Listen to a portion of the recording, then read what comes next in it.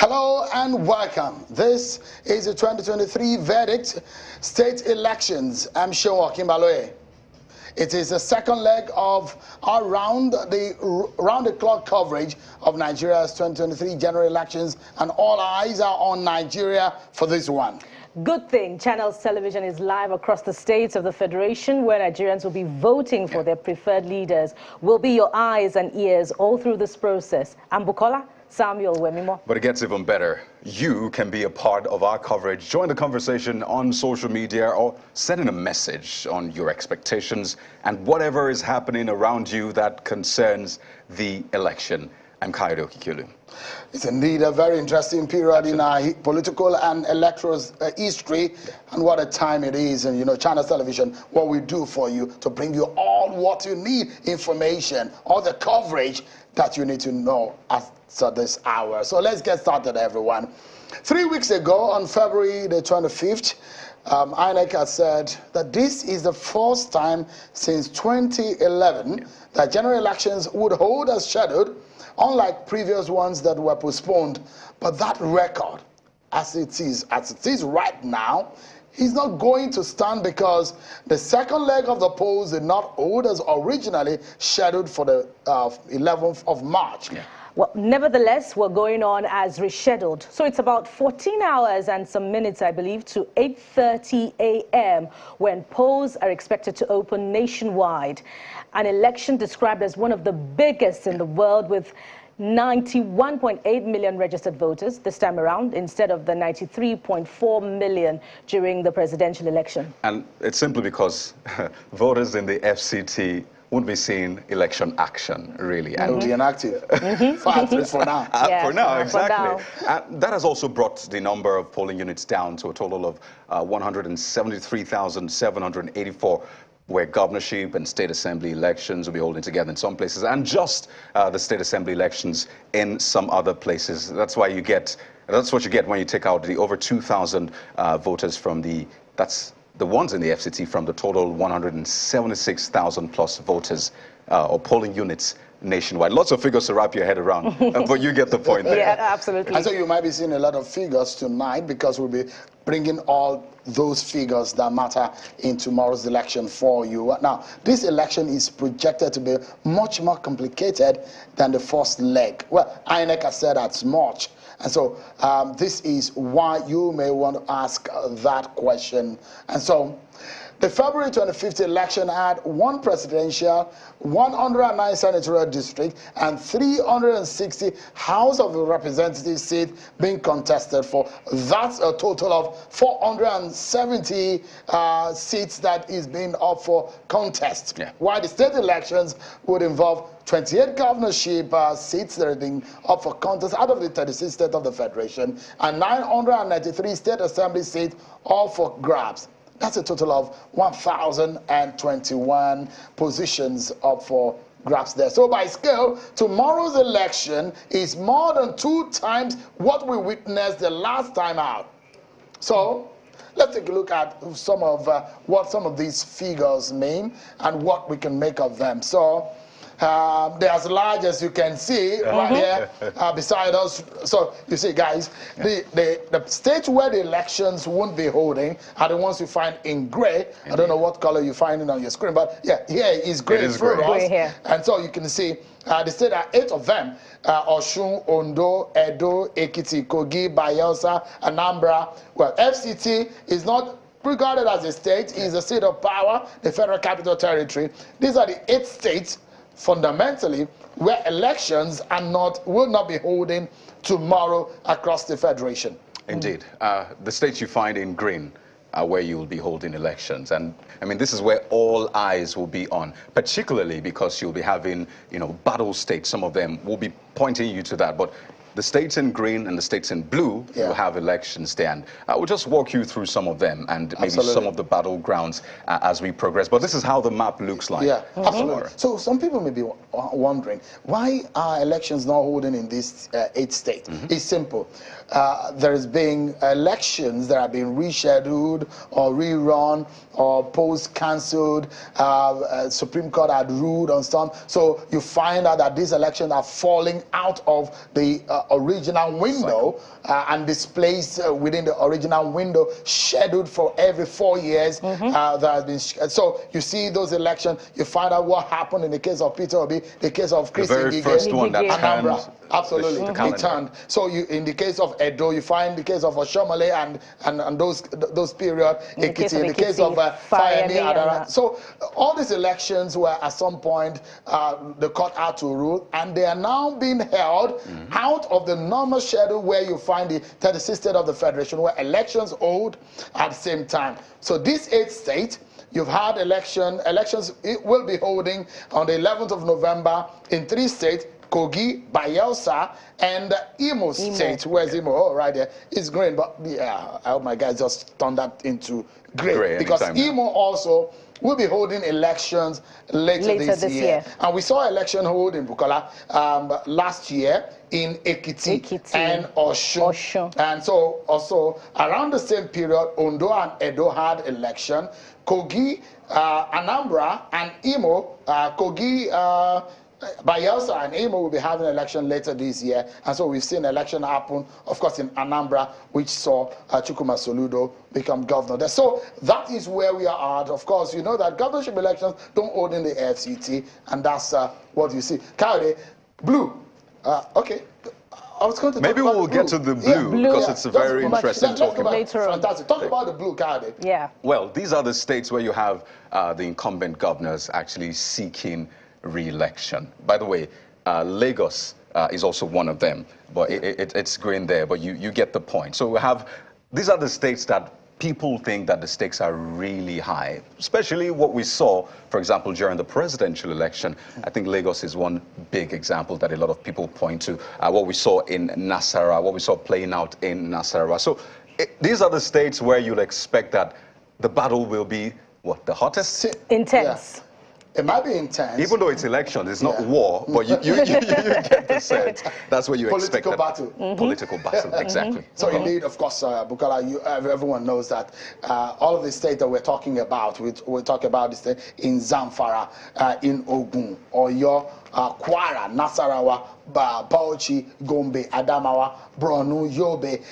These are the states where you find the incumbent seeking re-election in those states, just about 10 of them. But in the other state, is either you find that the incumbent has finished on their way out, and they're looking for a fresh new hand to handle the state of affairs in those states. But in those states that you see in blue, including Lagos, where we are at the moment, there will be an incumbent that is up on the ballot paper. So the other states, the incumbents are not on the ballot for tomorrow. Concerning the battleground states, Kadi, you forgot to mention quite a number of key states. For instance, Delta State, you know, where the vice presidential candidate was defeated, is the incumbent. And there are other major players coming into the election this time around. So we see that intensity playing out tomorrow in that state. That's Delta. There are quite a number of states also that you can mention. You're very right with some of those states. Just a few of them. Let's mention them. Nasarawa, Kano, Rivers, Lagos. You find these states, Bauchi, Kano, Adamawa, Oyo, Lagos, Delta, Rivers. These are what we have regarded as a battleground state. And you don't want to ask the question, why are these states battleground? Simple. Some of these states, you find the intensity of the race much more than any other states of the Federation. And the historical and the trend, political trend, electoral trend in some of these states makes it very unique. So you look at a state like Lagos, where there's an incumbent. And also, you saw what happened the last election cycle, where the presidential candidate lost his home state in the state, which makes it difficult now to be able to call this election. There's state that you can easily call election, but this election is revolutionary in some sense that, look, it's not difficult for anyone to beat his chest and say, I'm going all out, I'm going to win in one fell swoop. But now, you go into Oyo State, this is another election where in that state, the ruling party, you know all the political intrigues that happen in the state, the incumbent party lost the election in the presidential election, and you find find a former senator and a former political party members moving across political parties, making the state an intensely contested state for the election. You look at Nasarawa, for example, where you see a national chairman of a political party, a former governor losing their seat in that state. There's an incumbent governor. A pretty new player. A political party has never won in that state, winning 2 senatorial seats, 2 House of Reps seats. That state, the ruling party in state, only having to gain ground in only 1 senatorial seat. So you go to Delta. Traditionally, since the inception of that state, when they started having election, one party has traditionally won election in Delta State. Things turned around in the last election, and we are seeing a deputy senate president up against in his party, up against the ruling party. And we've seen the wave of what happened with some of the new parties and the new force coming into play here. This is going to be another state to look out for. Rivers State, you know what happened in Rivers State? Yes. Every time they say politics in Rivers State, it might not be gone, and it just stands out for you. It just stands out. Intense race. It's a hot one. I'd like to talk about Adamawa. Absolutely. It's an interesting state for me. Really I imagine because of the why woman factor. You know, there's a female governorship candidate in the opposition party, and that informed the decision of the incumbents to drop his running mate, weeks to the primaries in that state to pick a female running mate. So it's going to be interesting to see how religion and other factors will inform the voting pattern in Adamawa State tomorrow. Similar thing you saw there, Bukola. Fantastic explanation you've given.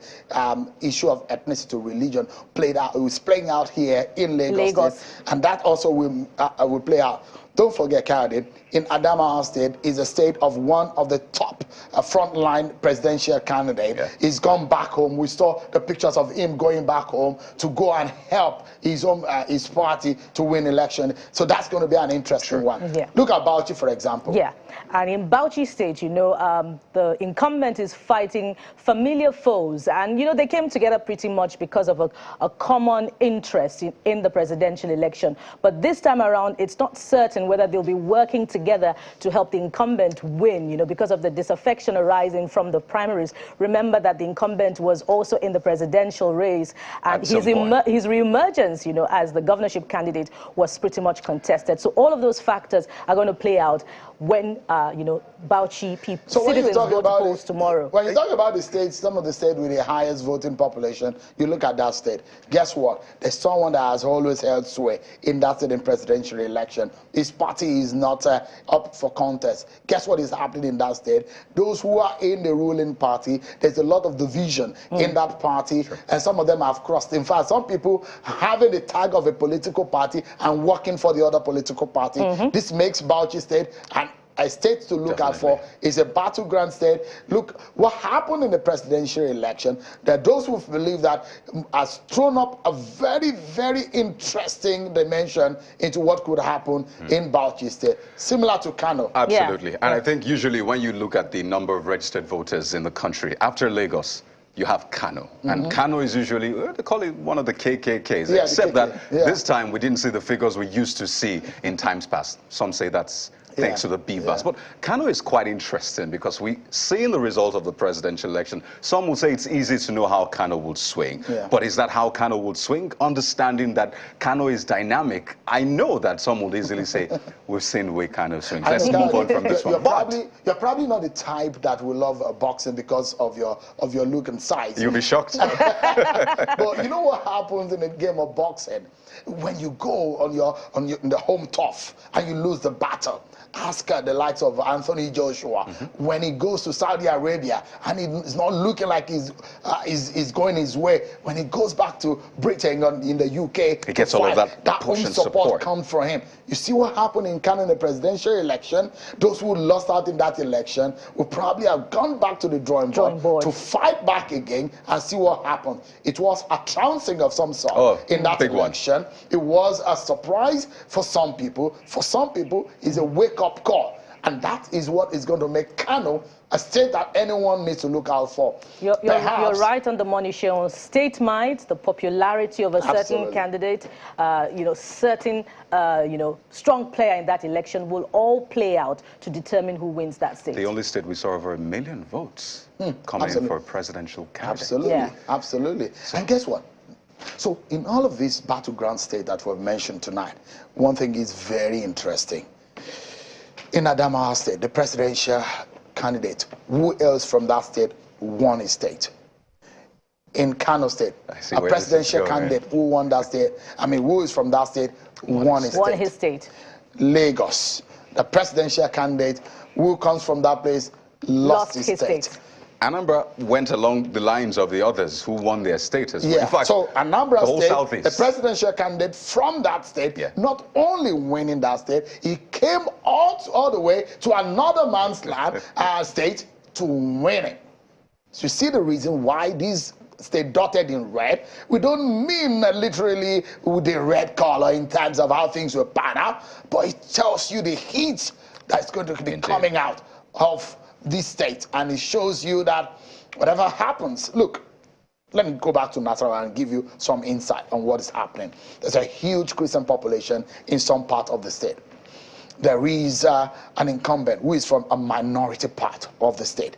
There are those who, there's a bit of a division in the ruling party. There are a lot of dynamics there. Look at the nearness of that state to the FCT. There are a lot of people who work in the FCT who are voting in Nasarawa State. In the same thing you see here in Lagos and Ogun State. There are a lot of those who live in Ogun State now who work in Lagos. A lot of those dynamics are playing out.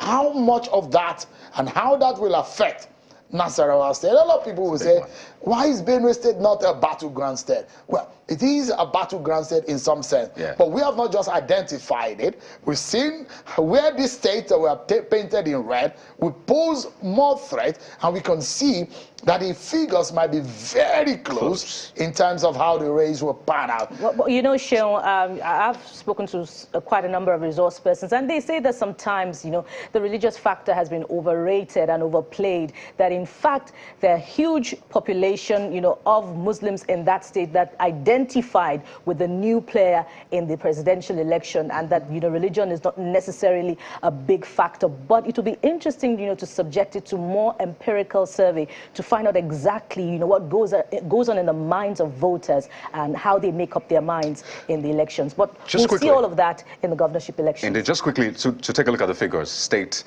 elections and the presidential elections, because it's quite interesting. We mentioned how this is, expected to be more complex, more complicated. So let's just take a look at the state election figures, just to show you the numbers. We saw that earlier on. So the state figures right now, guys. Interesting. Well, look, if, okay, there we go. Yeah. So we have it. In the presidential election, one seat up for contest. In the senatorial election, there are 109 seats in the red chambers. In the House of Representatives, there are 360 seats there. But look at the state elections, Carter.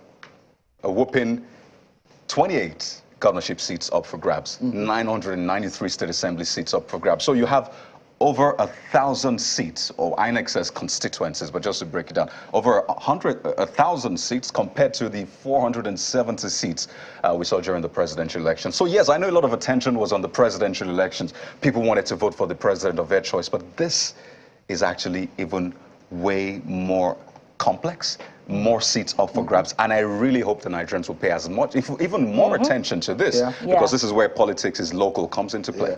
So I see a lot of sophistication, if you ask me, in this past election. So there are 3 boxes right in front of the voters in the last election. And you know what? You think that some people are not as sophisticated when you see the figures coming in the different boxes. This box has different data compared to the red box, compared to the gray box. That's what we saw in the presidential election. Rice and beans, they say.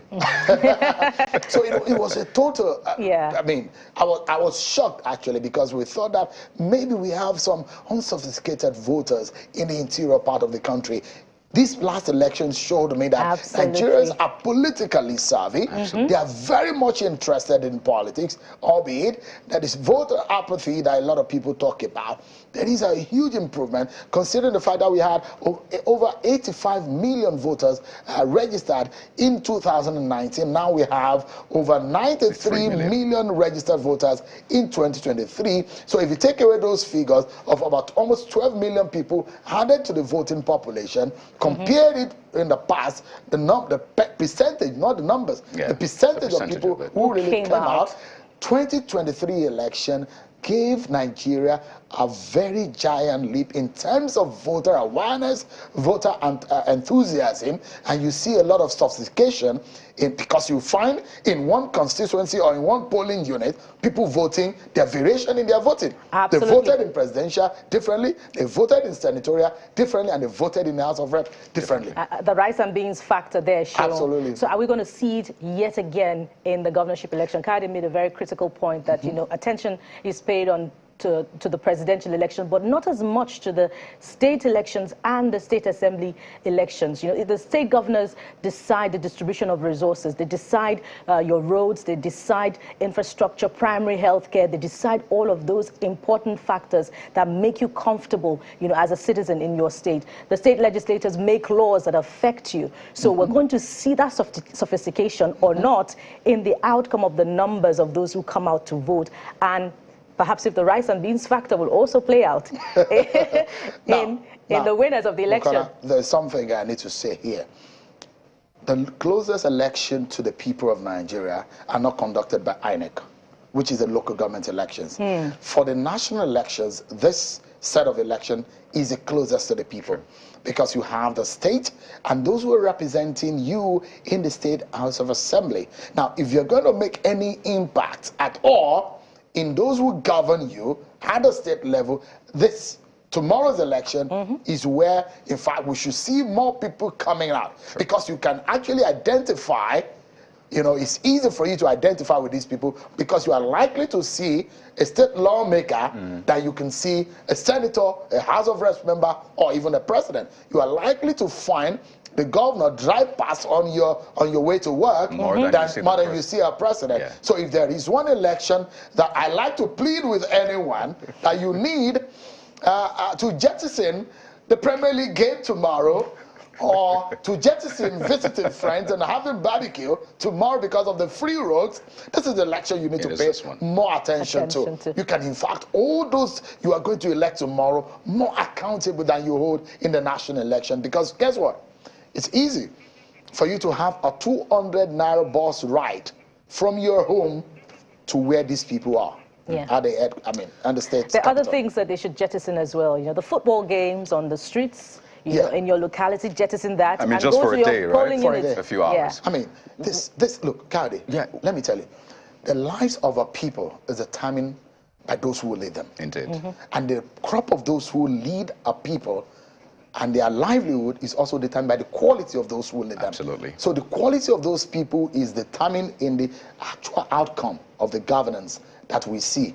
And so, if you want to see a better life, you better be interested in who govern you. And how you get interested in determining who emerges tomorrow. Indeed. I mean, very deep words and very insightful. You need to understand that. By the way, the polling units figures, just before we go to the news updates here, just so you see the polling units, and also the candidate in Kano got just below 1 million, not over 1 million, just to put that up there. But this is what you have before we go to our news update. Shane, not the 93.4 million that we had last time out, because we had to take away the FCT factor. They're not seeing action. So yeah, they will be, FCT guys, actually, I wouldn't advise them to go and watch football, but they should stay with Channel TV and watch what's happening tomorrow, because some revolutionary coverage is going to come where people up-to-date information is going to come to them. So 91 million people, you rightly put it there, Coyote, and 173,784 polling units, minus this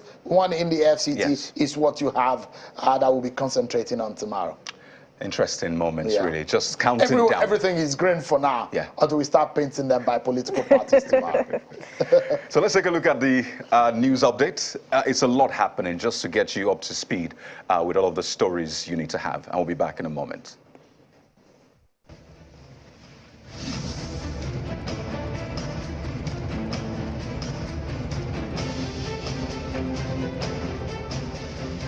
Thank you, Shemun. Good evening. I am Kayla Megwa, and this is today's election update.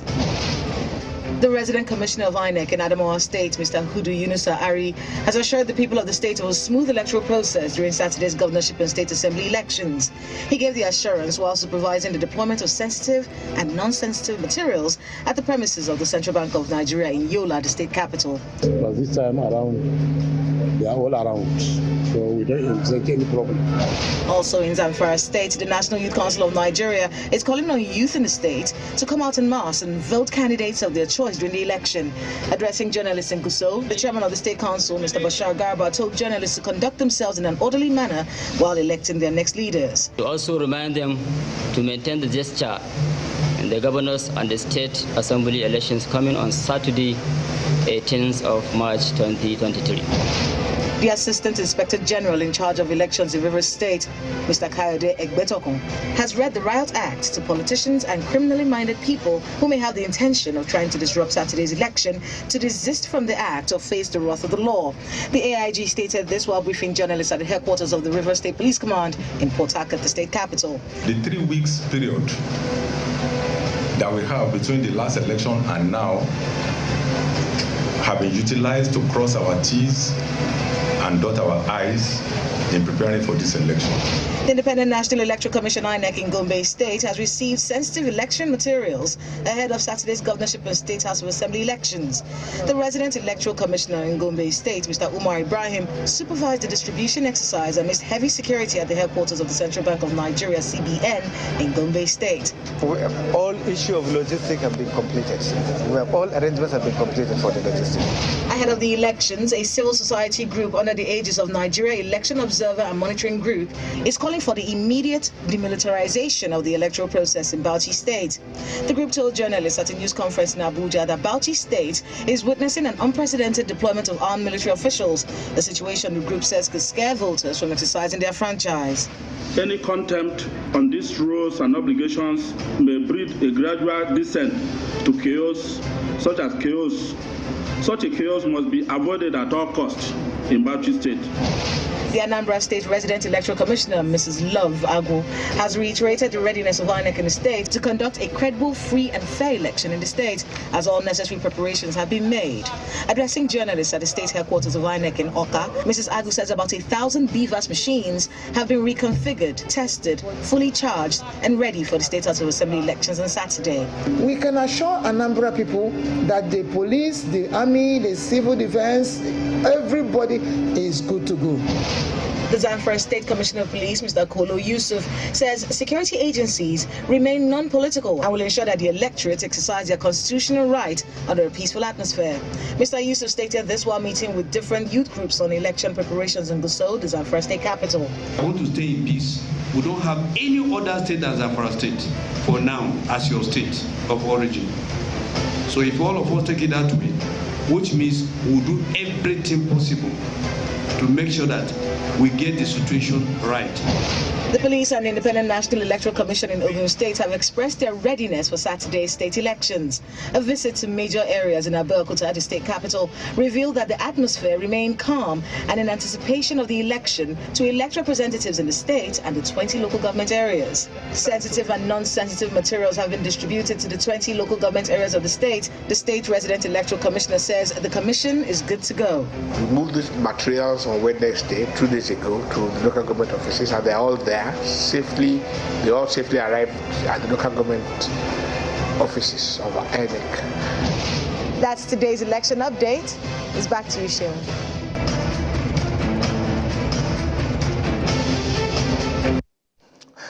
All right, then. Thank you so much, Kayla, for those updates you served us. And now we know what is happening across the country, isn't it? Yes, indeed. We're up to date. Yeah. Right, let's get started. A lot happened in the last election, presidential election, and from some of the other elections that we're seeing, the staggered election, we've seen the EFCC now coming into the fray. They're now assisting other sister security agencies to do the work when the issue of vote buying became a big issue. And so that's why we're focusing on how to curb vote buying and money laundering around the election period. And in fact, on election day, we're seeing some deployment that are being made by EFCC, and they're talking much about what they will do. This time around, what will the EFCC be doing? Let's speak with the chairman of the Economic and Financial Crimes Commission, Mr. Abdul Rashid Bawa, who joins us virtually. It's good to see you again, Mr. Bawa. Thank you so much indeed for joining us tonight. I see that you're still in the office. So how is that coming, preparations for tomorrow? Well, we are okay. We are good to go. Our men are in all the 30 states of the federation that we have this governorship and National Assembly elections, including other states where we are going to have state assembly elections. I guess it's good for us to know so that we can start conversation on tomorrow's election and the preparations that you are working on. Give us an update on what happened, what your men experienced in the presidential and National Assembly election. How much of arrest did you make? What ground did you cover? And what lesson you learned from that experience? And then we can start the conversation on tomorrow's preparation. Can you tell us anything about the last election cycle? Well, Shehun, as you're aware, our role in the last elections, and indeed in all the elections, is as a result of our mandate as Economic and Financial Crimes Commission, investigating economic and financial crimes in all ramifications. Specifically as it relates to issues concerning elections, we are being guided by the provisions of Electoral Act, Section 22, Section 126, as well as Section 127 of the Electoral Act that has criminalized possession of voters' card other than yours, as well as, of course, buying and selling of same. In addition to that, of course, vote buying, which you have mentioned. It is out of all of these issues that our men, were out there. As you know, one of the challenges that we have is the fact that we will not be able to cover, all the polling units during the last general elections, 176 of them. But we're able to, provide our social media handle, telephone numbers, as well as, of course, our email addresses, and of course the eagle eye that we have, where we call on Nigerians and indeed other sister law enforcement and security agencies to reach out to us if they see or hear anything that has to do with issues surrounding vote buying, as well as criminality around voters' card. So it is within the stem of that we are out there, and we have made quite a number of arrests, some of which you have reported. Investigations are being rounded up. Very soon we are going to charge them to court. We have learned a lot of lessons out there, but some of these issues, you can't just come out and tell the whole world regarding our own modus operandi or some of the challenges that we have encountered, because there will be an election tomorrow, and if you do that, you are risking, you are risking giving the potential, criminals in that regard to be ahead of you.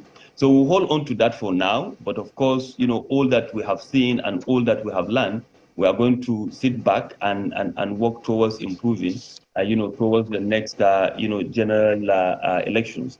As well, of course, we are going to relate with INEC, we are going to relate with other security agencies to be better at what we are doing in respect of vote buying come the next general elections. But for now, honestly, we will not be able to share those experiences, to the press. Well, Mr. Bauer, speaking of review, of course, we read that the commission intercepted the 3.25 million naira meant for vote buying in Lagos. Arrests were made in Zamfara as well, and we also saw a lawmaker arrested in Rivers State. What leads are these arrests providing to sponsors, to perpetrators of this type of electoral violence during elections? And is there any strong message that we can secure out of this that will serve as a deterrence for those who may want to do same in tomorrow's elections? Yeah, certainly. As I said, in all the cases that we are working on them. We are going to round up or conclude our elections, and of course we are going to charge them to court. That is what we are going to do. But of course, investigation is to get to the facts, get to the root of the matter, get to know what has actually happened.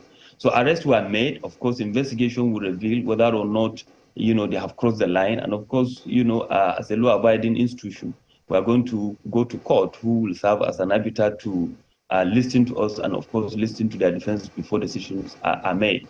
But just as you have been saying, and other media institutions as well, it's very important for Nigerians to realize that this issue of vote buying is not only about the EFCC or law enforcement agencies. It's about themselves. It's about we Nigerians. It's about better governance. It's about better accountability. It's about better transparency. We cannot afford to have people out there to buy our conscience. That means they are buying out our democratic processes to do what they want to do. If somebody has purchased your conscience, has purchased, your vote, what moral responsibility do you have on him to ask him questions regarding what he is doing or what he ought to have done that he is not doing, etc., etc. So it is something that Nigerians should understand, that this thing is all about us. It's all about the future of ourselves, our country, and indeed, of course, our children. Well, Mr. Bauer, you referred to some portions of the Electoral Act, and some would say that the recommendations for punishment from the Act itself, is just a slap on the wrist. I'd like to get your personal views. Do you think, those recommendations, in some cases, payment of 500,000 naira fine, is enough to serve as a deterrent for vote buyers during elections? Well, yes, of course it is, because if you're an ex-convict, you will always be an ex-convict, except if you are being pardoned. And then, of course, fine is another way of punishing you, as well as serving certain level of prison terms.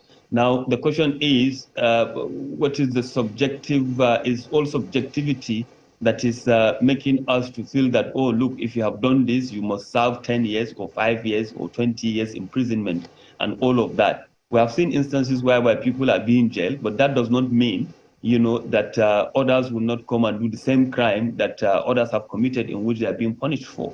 Even capital punishment, is not deterring completely, others from doing that.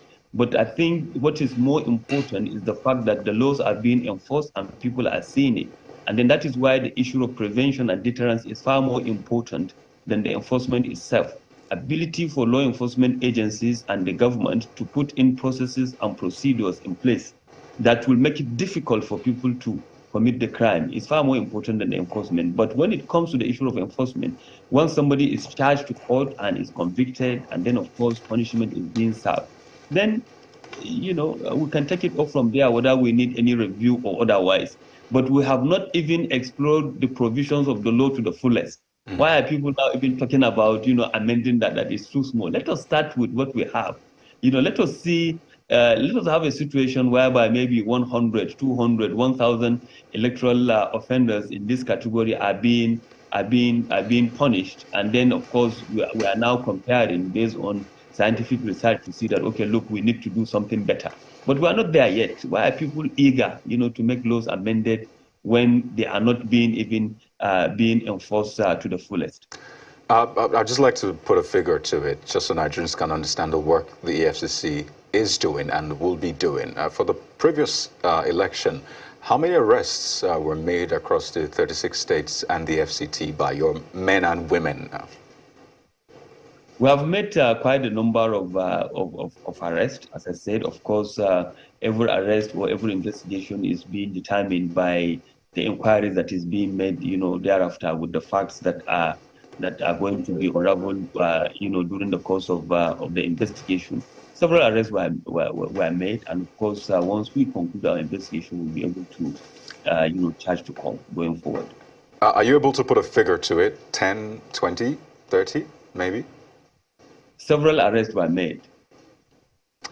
Okay, I take it that you don't want to put a figure to it, but it is said that when arrests are made and when, security agencies and, such as yours are trying to prosecute, politicians come along the way and they try to secure the release of those who have been arrested for electoral offenses and other offenses under the purview of the law. And I wonder if you've gotten such visits, such inducement, and what would you tell Nigerians? What assurance are you giving Nigerians that, I don't know, how you would handle the case moving forward?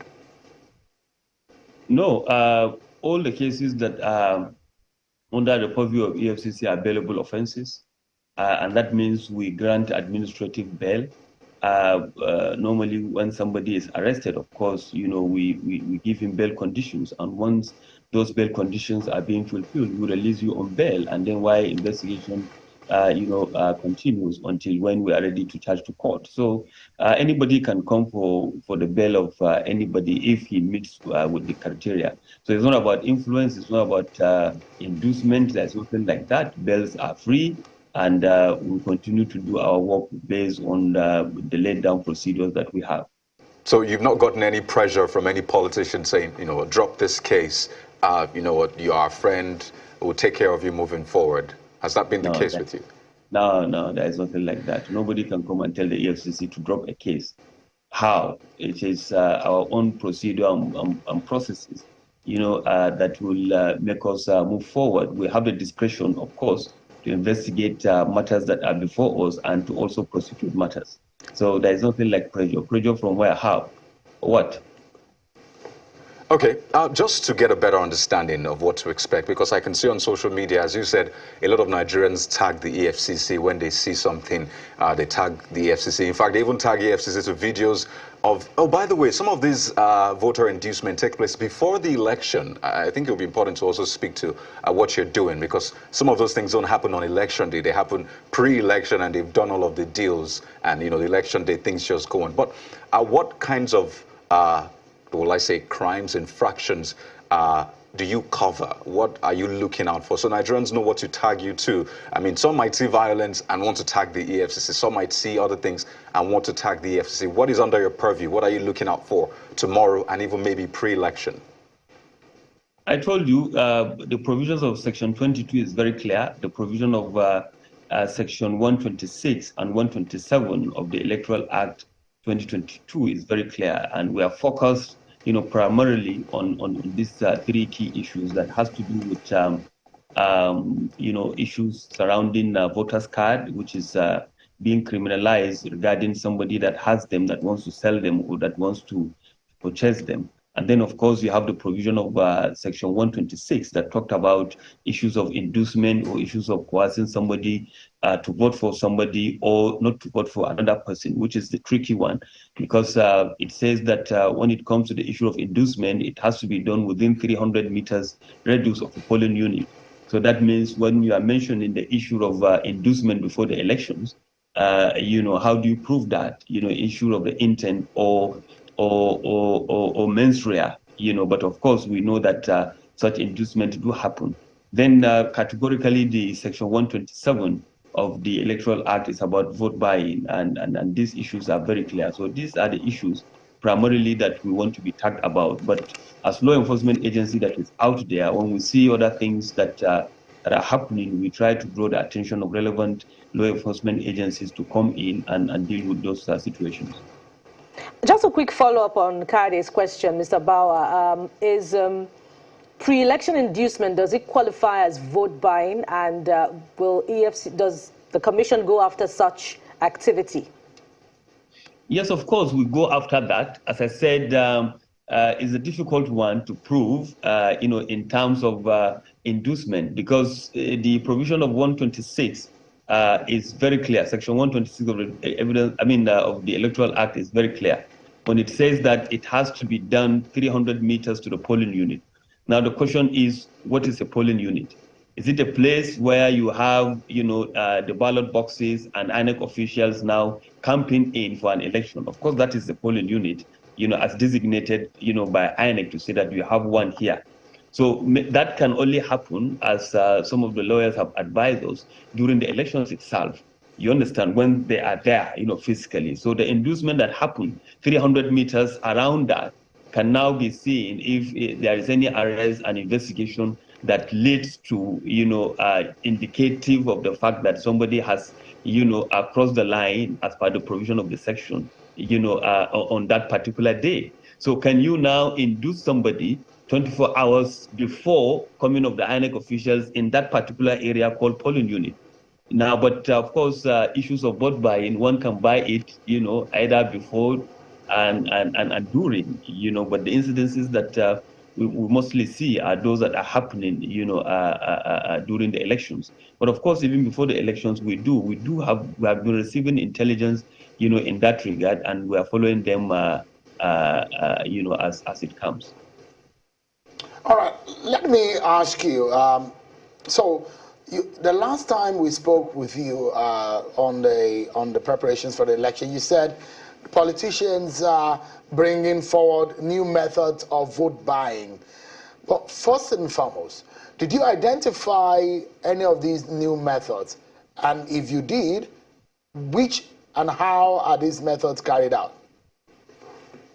I think, Choyun, we have discussed about that the last time we spoke, that when it comes to the issue of buying and selling, people tend to see that buying and selling happens only with cash.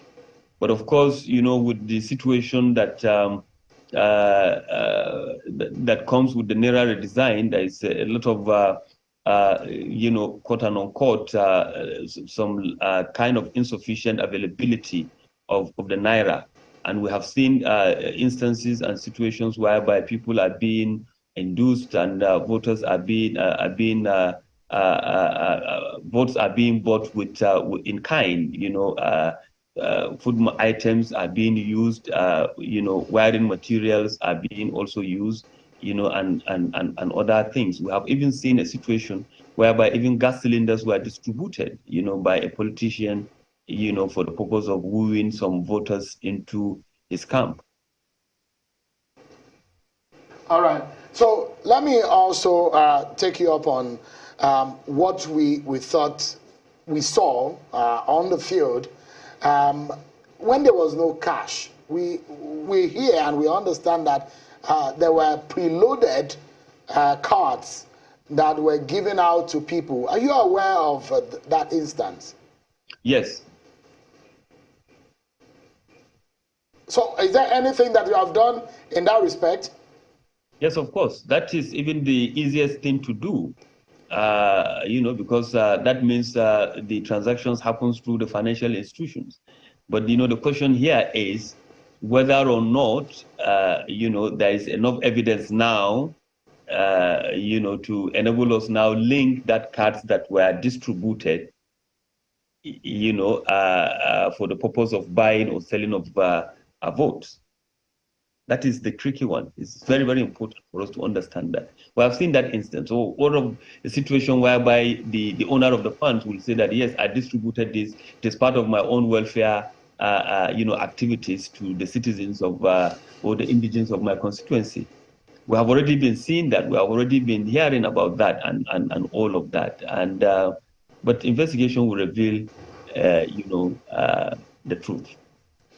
So. Give us an understanding, because the last time you said that monies are being stashed in anticipation of the election for politicians to use to buy votes. Since the judgment of the Supreme Court, is there any case of the stashing of money? There is. Shehu. Can you give us more details about this? Any arrest made? No, Shehu, I will not give you more details. But why? There is. Why? Are you angry with me tonight suddenly? No, I can't be angry with you. Look at my face now. Do I look... because I thought you were going to feed us with those information. I cannot hurt a fly, Shehu. You know me now. All right. I mean, I know that elections are, I mean, it's not an event. It doesn't happen in one, that there is a process. So, yes.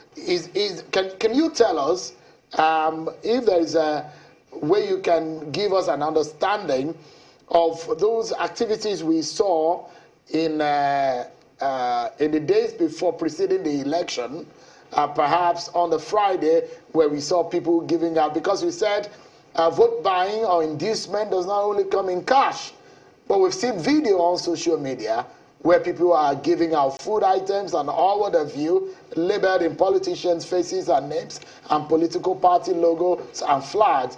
Would you describe that as inducement or vote buying? But it's not happening on election day. Yeah, it can be, and that is why the issue of the intention and the action, comes to play. And that is why the issue of investigation is also important. Until you interview people, until you hear from people, until you, cross-reference all that you have before you can determine whether there is a prima facie case of vote buying or vote selling in such incidences. And as I said, these are issues that are, by the day proving difficult to prove because of the fact that these are politicians. Some of them have been doing it before the election. Some of them, will continue to do it even after the elections. That is the reality. We need to understand that. But then, of course, we are not deterred about those challenges. We continue to push and investigate. Mr. Bauer, I wonder how you're taking in this call for a probe of the EFCC under you by anti-corruption CSOs, and it lists some issues. Are you faced by that?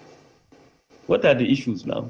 What have they been facing? I imagine as an intelligence operative, you are fully aware of that, but I'll just name some of them for you just because you asked. I imagine you are aware, but they say brazen disobedience of court orders by you. They allege that you've recklessly politicized the commission under your watch and your continued stay in office in spite of a court order that committed you to prison for contempt. I'll be shocked if you're not aware of this, but what's your response to that? So which party are they saying that we are supporting? For the first time, nobody has come out to accuse the EFCC of supporting either the government that is in power or the government that is in opposition. We try to be neutral. We have been neutral. We have been on the fence, watching and doing things, covertly, behind the scenes. And of course, when it comes to the issue of being on the scene, we are there. We are doing it. I have discussed this issue of court. I'm not aware of any agency of government that is patronizing or is attending to high courts in this country, far more than the EFCC. We are obeying the court orders, court rulings, court pronouncements, on daily basis. That is our work. That is what we do.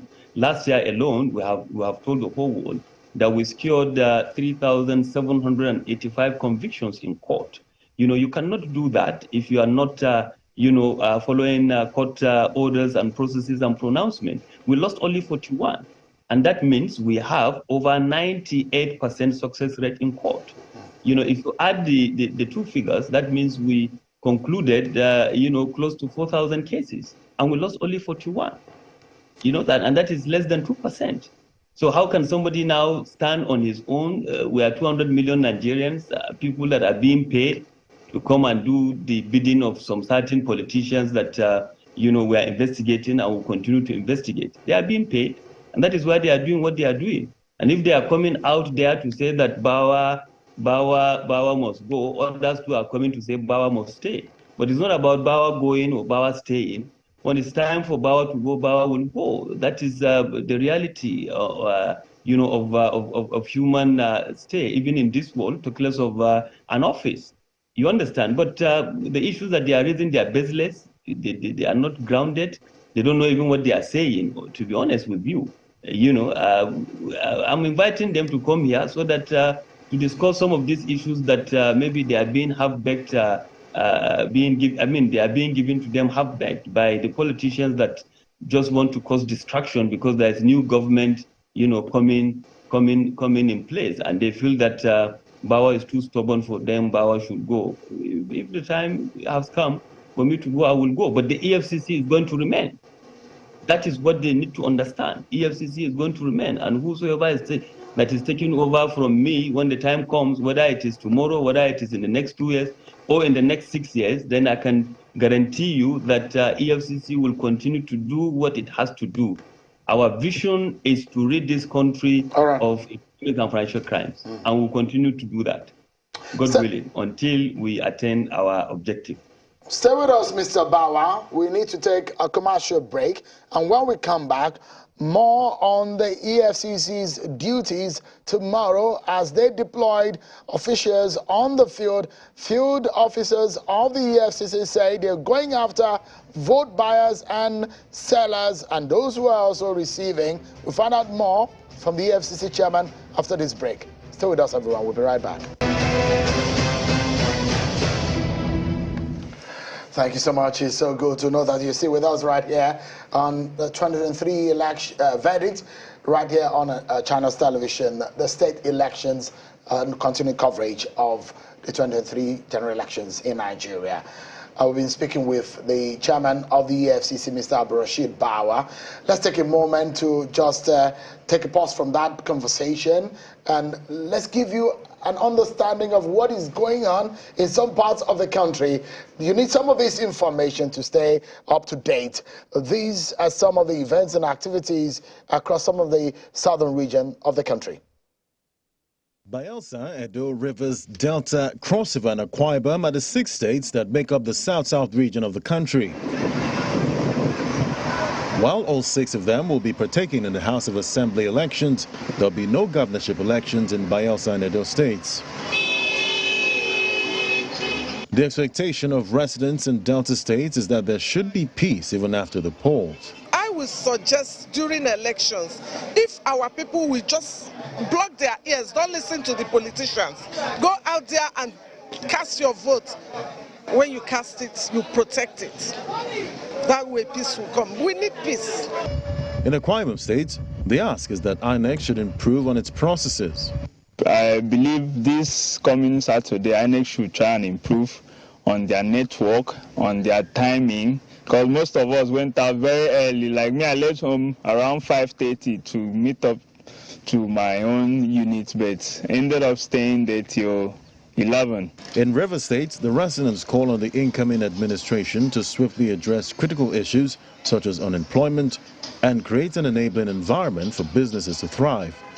We must do something about bringing employment back to the people, creating environments where the people themselves can create opportunities. It's not all about white-collar job. And River State is a place that has so much that we can build on. We want to equally see a government that will engage Rivers people. Government don't know it all. We want to see robust engagement so that government can come from below. Regarding preparations, voters in Cross River State say they are ready for the elections on Saturday. Residents in Edo State remind the candidates that a vote from the people is a call to duty. The greater good of Edo is what should be the drive of each and every one of us. Now that the elections are by the corner, and expectedly new representatives will have the privilege to come on board in the later to be constituted Edo State House of Assembly, it's my hope, my prayer, my expectation that those saddled, they will not, for whatever reason, any reason whatsoever, abdicate that responsibility. A legal practitioner in Yenagoa, the Bayelsa State capital, and the national vice president of the Ijaw National Congress call on legislators that will emerge from the polls to ensure that they adequately represent the people.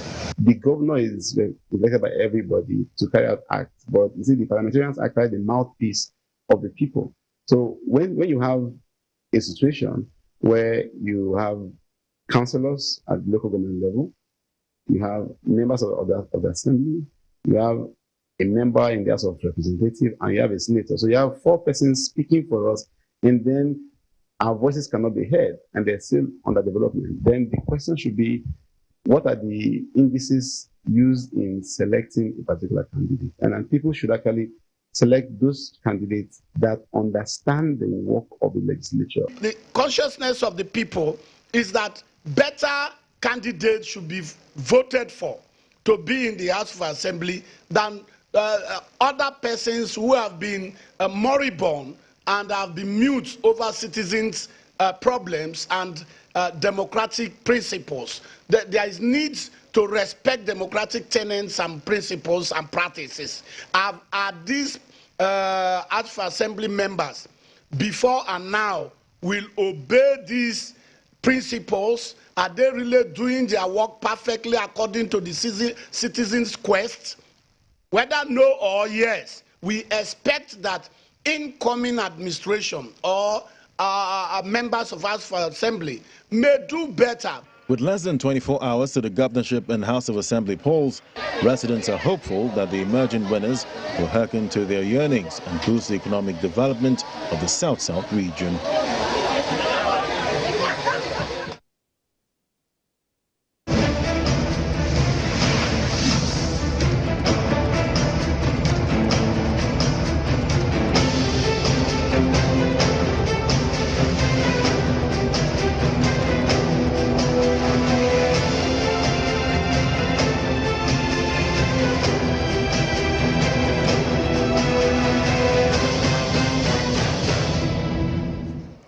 Welcome back to our election broadcast studios. Yes, we're continuing our coverage of the subnational elections, the governorship and the state assembly elections. There you have it, a report from the South-South here showing the sophistication that we talked about earlier. The people are not unmindful of the importance of the state assembly elections, and their expectations from politicians are huge. So we hope that everyone performs up to expectation, well above expectation tomorrow. Speaking of expectations and, clarities on certain issues considering the elections, the Independent National Electoral Commission has issued a press release on the conduct of supplementary elections. And this is these are the details here. The attention of INEC has been drawn to a news report that conveyed the impression that the Commission intends to conduct supplementary elections arising from the presidential and National Assembly elections together with the governorship and state assembly elections that will take place on Saturday, March the 18th, 2023. That's tomorrow. INEC says this is not correct. The Commission has not scheduled the conduct of supplementary elections arising from the presidential and National Assembly elections. For clarity, the supplementary elections will take place on a date to be announced by the Commission immediately after the governorship and state assembly elections. However, this should not be confused with the two National Assembly elections earlier suspended by the Commission and rescheduled to hold along with the governorship and state assembly elections. First is the Enugu East Senatorial District election, which was countermanded to allow the Labour Party conduct a fresh primary election to replace its deceased candidate. Recall, there was an assassination before that election. In line with the provision of Section 34, subsection 1 of the Electoral Act 2022. The second is the Isha Central, Isha West, Igwebe Federal Constituency of Edo State, following issues with the ballot paper for the election. These are not supplementary, but main elections that could not be held earlier. So those two elections will hold tomorrow alongside the governorship and state assembly elections. But the supplementary, INEC says, will be announced at a later date. That's why it's important to stick to official channels so you can get the right information and not rely on is it misinformation, disinformation, or fake news altogether. But this we're sure of. Elections will be holding in at least 28 states for governorship and across the other states for the state assembly elections. Now, one of them is Abia State. So let's head over to Abia State, where our correspondent, Itokwe Kutei, is live. I mean, the countdown is still on, 13 hours, 19 minutes to the big one. Itokwe Kutei is in Umuahia, just a few kilometers away from a Catholic Charismatic Center. Well, Itokwe, quite a scenery behind you, the vista. But I know that what is happening in Abia State is way bigger than what we can see right behind you. So walk us through, over 13 hours to that election, what is going on in Abia State? We're here live in Umuahia, the Abia State capital, Southeast Nigeria, and we've been here since morning, monitoring activities around here. And I can tell you that Abia people are excited to want to come out tomorrow and exercise their civic responsibility and vote for the candidate of your choice in Saturday's governorship and state assembly election, especially across the 17 local government areas of Abia State. And when we also went round town this afternoon, people are doing their last-minute shopping, hustling and bustling in town. People are saying they were going to their various local governments to vote, and they will come out en masse to exercise their civic responsibility. On the part of security operative, a few hours ago, the DIG in charge of the Southeast in this election, John Amadi, while briefing newsmen about the preparations of the security operative ahead of the election, he said adequate men have been dispatched to the 17 local government areas of the state to ensure that there is no breakdown of law and order in the state, and promises that this election will be violent free. He's also charging people to stay away from any form of criminality as they are on top of the situation, to ensure that anybody or any group trying to foment trouble in the state will be arrested and prosecuted.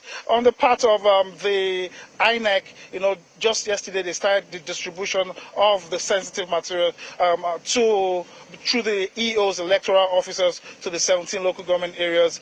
Today, most of the sensitive materials are in the local government and the registration area centers across the state. And they're promising that in this election, most of the glitches they experienced during the presidential and national assembly elections have been taken care of, and they're promising a free, fair, and credible election. Well, tonight is just still peaceful. For now, it's peaceful, and everybody, they're still going about their lawful activities, bearing in mind that by 12 midnight, movement will be restricted across the 27 local government areas till 6 p.m. on Saturday after the elections. All right. You talk about, so interesting indeed, because I know that you have a very good understanding of the geography of the Southeast region, and with the kind of activities, some kind of insecurity that we're seeing in and around Abia State and in some part of the Southeast, things are looking calm behind you from what we can see. But give us an understanding. You're driving into Abia State, the Southeast region. What can you tell us? Because we know that the curfew will begin at about midnight, at 6 a.m. tomorrow morning. Give us an understanding of the atmosphere generally as we drive into Abia State, and generally with the atmosphere in Abia State when you go there. Yeah, I got here around let's say around 8 a.m. this morning, and everywhere was peaceful. People are hustling and bustling on the streets. Everywhere is peaceful, and people are going about their lawful duties. But let me tell you that during the presidential election, like when I spoke to people on the streets, it was peaceful. And generally around the Southeast, the election was peaceful, contrary to speculations that the election in the Southeast may go south, but it was peaceful. And one of the things that the people of Abia are saying is that the election, they are calling on security operators to ensure that the same way it was peaceful during the presidential election, it should be peaceful tomorrow, Saturday, the governorship and state assembly election. So coming into Abia, security operatives positioned in strategic places around the state with their siren, just trying to ensure that there is no breakdown of law and order in the state. But so far so good. It's been peaceful. There's no report of any violence anywhere for now. All right, let's allow you go. You have a very long day ahead of you tomorrow to comb with some of our colleagues on the ground with you there in some part of the Southeast and in fact Abia State. Let's allow you to go get ready for tomorrow as well. It's going to be a busy day for us. It's good to see you and reporting there live for us, our correspondent Eyitokpe Kuteyi. Thank you so much indeed. There you go. Let's get back to the conversation with the chairman of the EFCC. We just have our concluding moment with him now. So what do we expect, Mr. Bauer, for tomorrow, before I ask you a final question, and we should perhaps release you on bail, just as you have not paid any money for the bail, but give us an understanding of what we should be expecting tomorrow, generally. Well, Shewun, you'll be expecting our men, in the areas where they are assigned to perform their duties everywhere. And of course, like in the last general elections, we have given our telephone numbers, we have given our social media handles, we have given details of the Eagle Eye, where Nigerians can reach out to us with any information, any intelligence that they feel that the EFCC is within the purview of looking at. And then, of course, they are to be rest assured that we are going to look at all of them. I know that election monitoring, observation, and whatever is not very familiar with the EFCC. Just only recently, your officials started monitoring election coverage. But as a final thought, a final word tonight, what would you say is perhaps the biggest lesson for the EFCC covering or monitoring elections? Well, I think the biggest lesson that we have learned is the fact that Nigerians have embraced the fact that EFCC is out there to look at the issue of vote buying. And then, of course, we, just as you have mentioned, we only started monitoring elections in 2019 general elections. So we are still inside the learning curve regarding how best to deal with this. Some of the issues that we have seen, of course, require some amendment of the laws, to strengthen them. Some of the issues, of course, we are going to learn more, on the judicial pronouncement in respect of the cases that we are going to file in court. I can tell you that we have learned quite a number of things. You can't single out one issue, say that this is the primary reason or this is the best kind of lesson that you have learned out there. But cumulatively, I think we have learned a lot, and we are going to be better for it. Mr. Abdulrashid Bawa, the EFCC chairman. The EFCC is the Economic and Financial Crimes Commission, Nigeria's major anti-graft agency. Thank you so much indeed for talking to us. Please don't be bothered, because tomorrow we might have the reason to get across to you again and bring you on China's television to speak to us based on your experience and what you're learning on the field. But we must thank you sincerely for coming on tonight. Thank you very much, Shewun. Always at the service of our dear country. So do reach out to me. We'll come online again and say one or two things. Thank you very much. Thank you so much. I appreciate it. So that gives us another moment to take a breather. And when we come back, the conversation with me and my colleagues, Bukola Kaude, continues right here on the 2023 verdict state elections. Continues after this moment.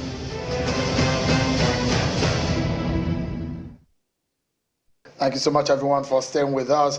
Now, we spoke earlier with the EFCC chairman, one of those stakeholders in this election. Let's speak with yet a very key stakeholders in this election, and that is the Director General of the NYC, the National Youth Service Corps, the Brigadier General Yushol Dogara Ahmed, who joins us virtually from Bauchi.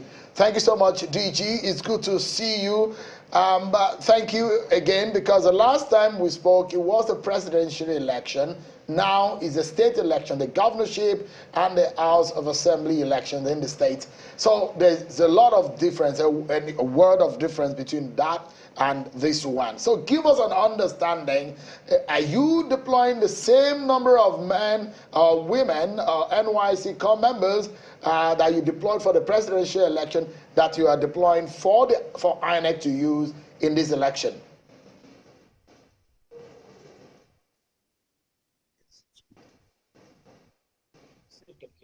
Can you hear me? Seems you'll be having some difficulty hearing me. But yeah, I can hear you. Oh, fantastic. Good evening. Yeah, good evening, Brigadier General. Please go ahead. If you heard me, my question basically is to know whether there is any difference or change between your deployment of the corps members that you deployed for the presidential election and this election of tomorrow. Any change that we need to know? No, there is no, virtually there is no any change, no changes at all. we are deploying the same number of core members across the country. So we intend to carry out with the assignment just the way we did in the presidential election. There's no any change at all. So can you give us the details of the deployment? Do you have the numbers of the number of the young men, the number of the young women, and altogether, how many are they? You know, I told you the other time we have over 200,000 youth corps members were trained, and we have them ready for deployment. The deployment, as you know, is based on INEC needs. So INEC are prepared to deploy them across the country. So the same number are available. Whatever they take out of this that they have been trained, we are good to go. We're already there to talk to us about their talk to us about their welfare. Have they been paid from the last time fully? Because the issue of some of the part of the payment that were paid for their services in the presidential election, and whether or not they've been given their balance of the service of the presidential election or their duty then and ahead of this one. What can you tell us based on what the core members are telling us? Well, their welfare has actually been catered for. Majority of them have been paid. Majority of them have been paid all their allowances. However, there are a few of them that have some hitches here and there in some isolated states. And this is not actually a big problem. Most of the problem is from the account numbers given to the INEC. And as of today, most of those problems have been rectified. And I'm sure between now and Monday, everybody must have been paid. But majority of them have actually been paid their allowances. I'm happy about that. The few ones that we have issues were on course in trying to rectify the problems. Those that we have identified where the problems are, we are taking measures with INEC to ensure that they have been paid. So in terms of their welfare, I think there is no cause for alarm. So there are reports, though, of some skirmishes and some violence, disruptions here and there in the presidential and National Assembly election. I hope none of your core members were caught in those incidents. If there is any, what can you tell us? Well, we actually have some isolated cases of malhandling of core members, most especially in some states, particularly in FCT around Lugbe. There was a core member that was roughly handled where he was beaten up with the alleged thumb printing of ballot paper. When the core member was taken, we discovered that there was nothing like thumb printing of ballot paper. The core member was just doing his normal duty by stamping the ballot paper as it is required. But some scrupulous individual just alleged that he was thumb printing. He was actually malhandled, beaten up. When we saw the clip, we suspect that that core member will not make it. A lot of people were making speculation that the core member is dead. But I assure you, that core member, I've seen him. He was in my office after the election. He was treated and he was well. Those people that were involved in those acts were actually arrested by police. Then in Gombe, also a female core member was also malhandled. On her way to the rack, she was attacked and cutlass was used on her. She was badly injured.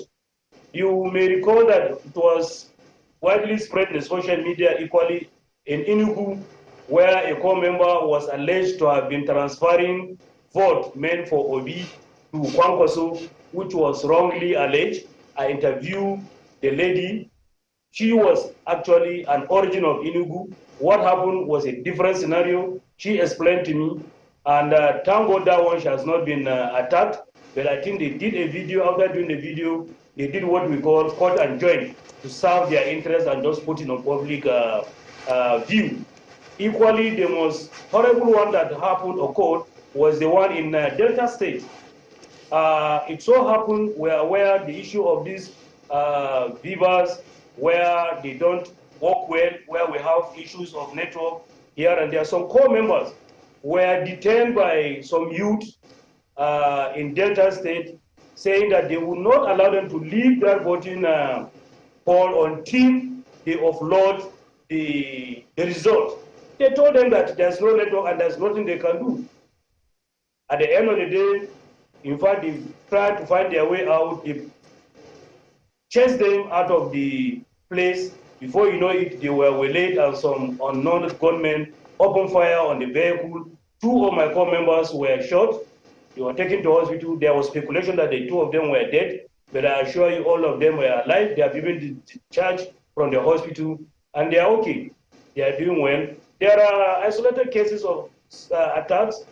Honestly, it was not good enough, but thank God, all of them are now fit. They are on their feet, and there is not much problem.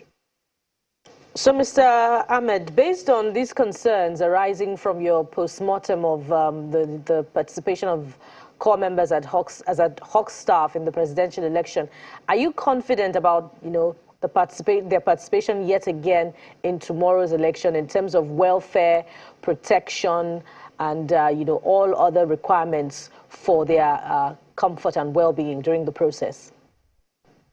Yeah, I'm confident they are going to do their best. After the election, we called for a meeting of all state coordinators across the country.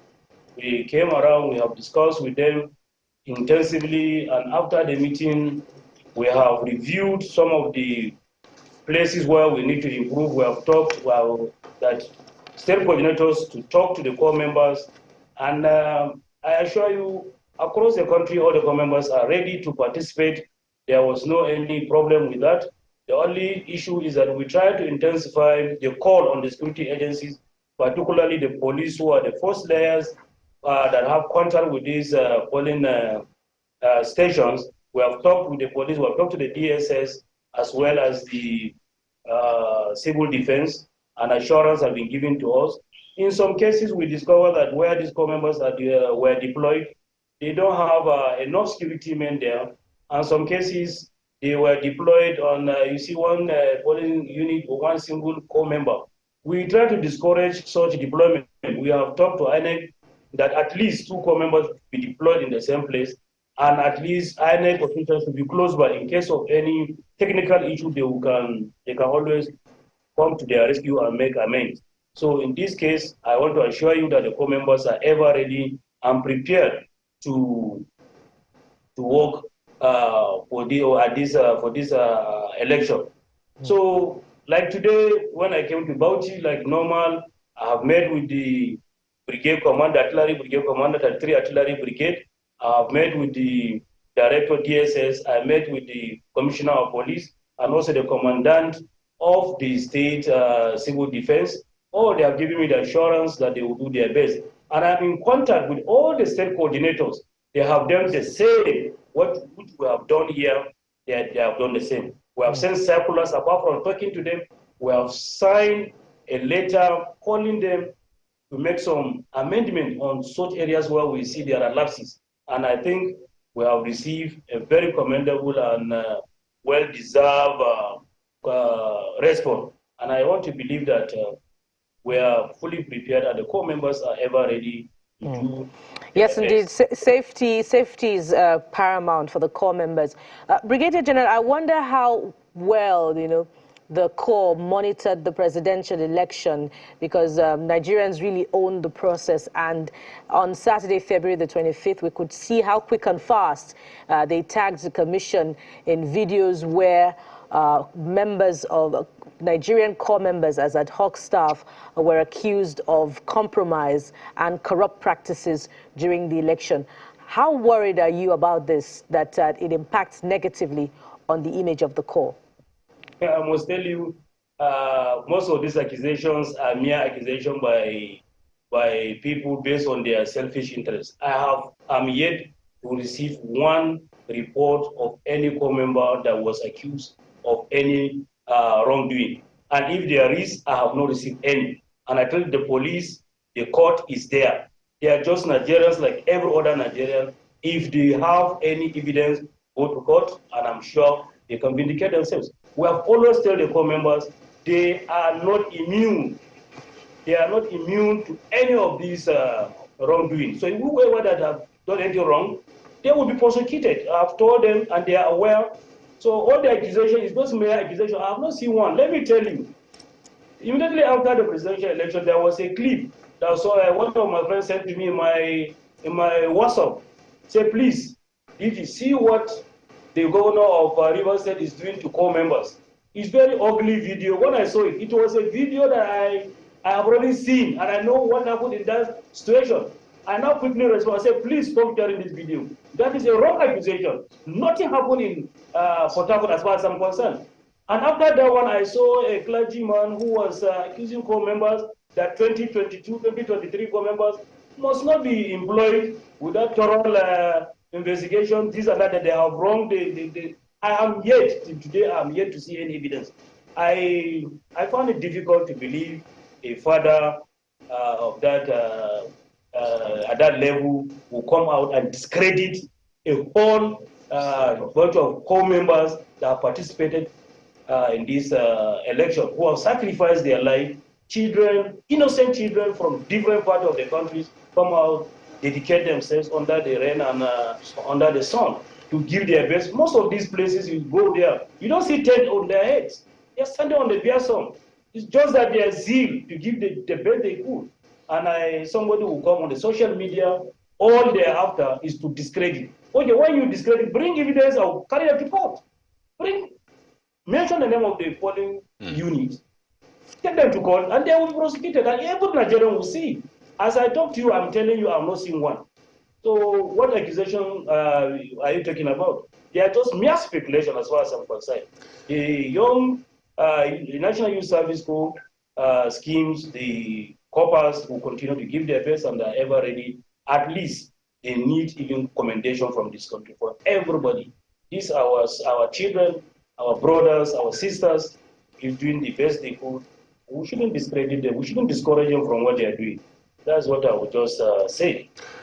You know, it's interesting, Brigadier General, to see you vouching for and standing by the core members. I imagine it will be encouraging for them as well. But I'd like you to seize this opportunity to then clarify that issue, the video you said you saw about Port Harcourt. What exactly played out there? Because, I mean, that video has circulated, as you said, and a lot of people might not understand what exactly played out. So, I mean, let's use this benefit of this interview to speak to that. The clip going around is the same clip I was telling you, where core members were forced to upload the result, and they couldn't upload that result. They were almost getting lynched. They had to extricate themselves. The bus driver drove. Unfortunately, along the line, they met some group of armed men. The driver couldn't stop, and they opened fire at them. It was exactly what happened when the vehicle finally stopped, and the core members were trying to complain. We asked the driver to stop, he wouldn't stop. That was in Delta State. And before you know, we discovered that 2 of the core members were shot. They were rushed now quickly to the hospital. When they discovered that they are innocent, after taken to the hospital, I was called upon. I followed up with the situation. I sent my state coordinator to go there. He identified them. Yes, they are core members. They were now given attention. 2 days or 3 days. Just the following day, I talked with them through video call. I saw them. I encouraged them. And 4 or 5 after a week, it wasn't even a very serious matter as such, because the pellet, or that means the impact of the rounds or the bullet in their body wasn't that serious. But it was extricated, it was removed, and they were treated. And as I speak to you, the 2 of them are in their various homes. They come from their homes and take treatment, see doctor, and go back. I talk to them on at intervals. They are okay. Those are the videos they're talking about Port Harcourt. And this incident happened in Delta. Subsequently, there was another video by a clergyman that I was telling you, discrediting completely what the core members have done, alleging that $200 were given to them. I expect that as a father, as a concerned citizen, as a mentor, a very important personality of that magnitude should be able to at least bring forward the issue to us, to investigate, or to the state coordinator closer to him, to investigate You do for your interest, for your interest. But the day I had meeting with the state coordinators, I tried to confirm from the state coordinator River State. He never even saw the clip at all. Right. But should some of these allegations, I mean, some video, all these allegations of videos flying around, should they be substantiated? What sort of, how does the NYSA handle it? What kind of structures are in place, and what are the consequences? Well, the consequences is not in NYSA. The consequences in Nigerian law. Whoever that violated election rules, the laws are there. It will be, they will be tried, and what is supposed to be done, they will be done to them. We will not shield anybody that do anything wrong. Right. Let's speak to some of the reports we have seen. I mean, I think before the presidential election, it was reported that some core members withdrew. Have you had any case of core members withdrawing as a result of, security? Because seeing what we saw during the presidential election, some of the core members being held hostage, as you alluded to, I mean, it is expected that perhaps some people might be a bit apprehensive as to going out again. I mean, they have families and all of that. Do you have any reports of such core members saying, well, we're a bit scared, we don't want to go out this time around? We are talking of Imo case of insecurity. It's not even only Imo.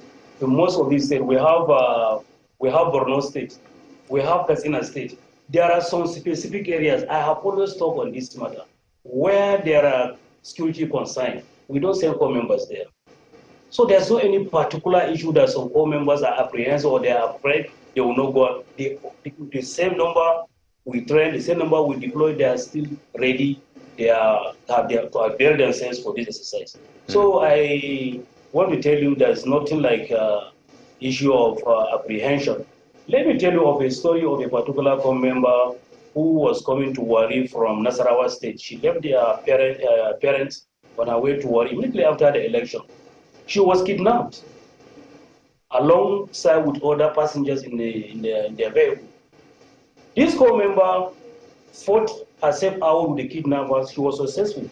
She was able to extricate herself from their hands. She came back. Quickly, by good Samaritans, picked her up and took her to hospital. She was injured on the head, her face, and on the shoulder with cutlass, badly injured. I talked to this core member. What happened? She narrated. She was in the hospital. I said, okay, no problem. I will sit talk to you. I sent the state coordinator. Before even the state coordinator, the good Samaritan that picked up one particular pastor there, he did everything to ensure that this core member she was treated before the state coordinator came and took over from there. Do you know today I called that core member? I said, choose any state, I'm going to relocate you. Because of the trauma and she loved. She said, sir, I'm prepared to serve in Wari. I'm not going to relocate. I'm not going to relocate it to anywhere. Her father is from Adamawa State. The mother is from Oyo State. She's schooled in Benin. She's serving in Delta. She says she's okay. She's ready to serve. Most of this apprehension is expressed by parents.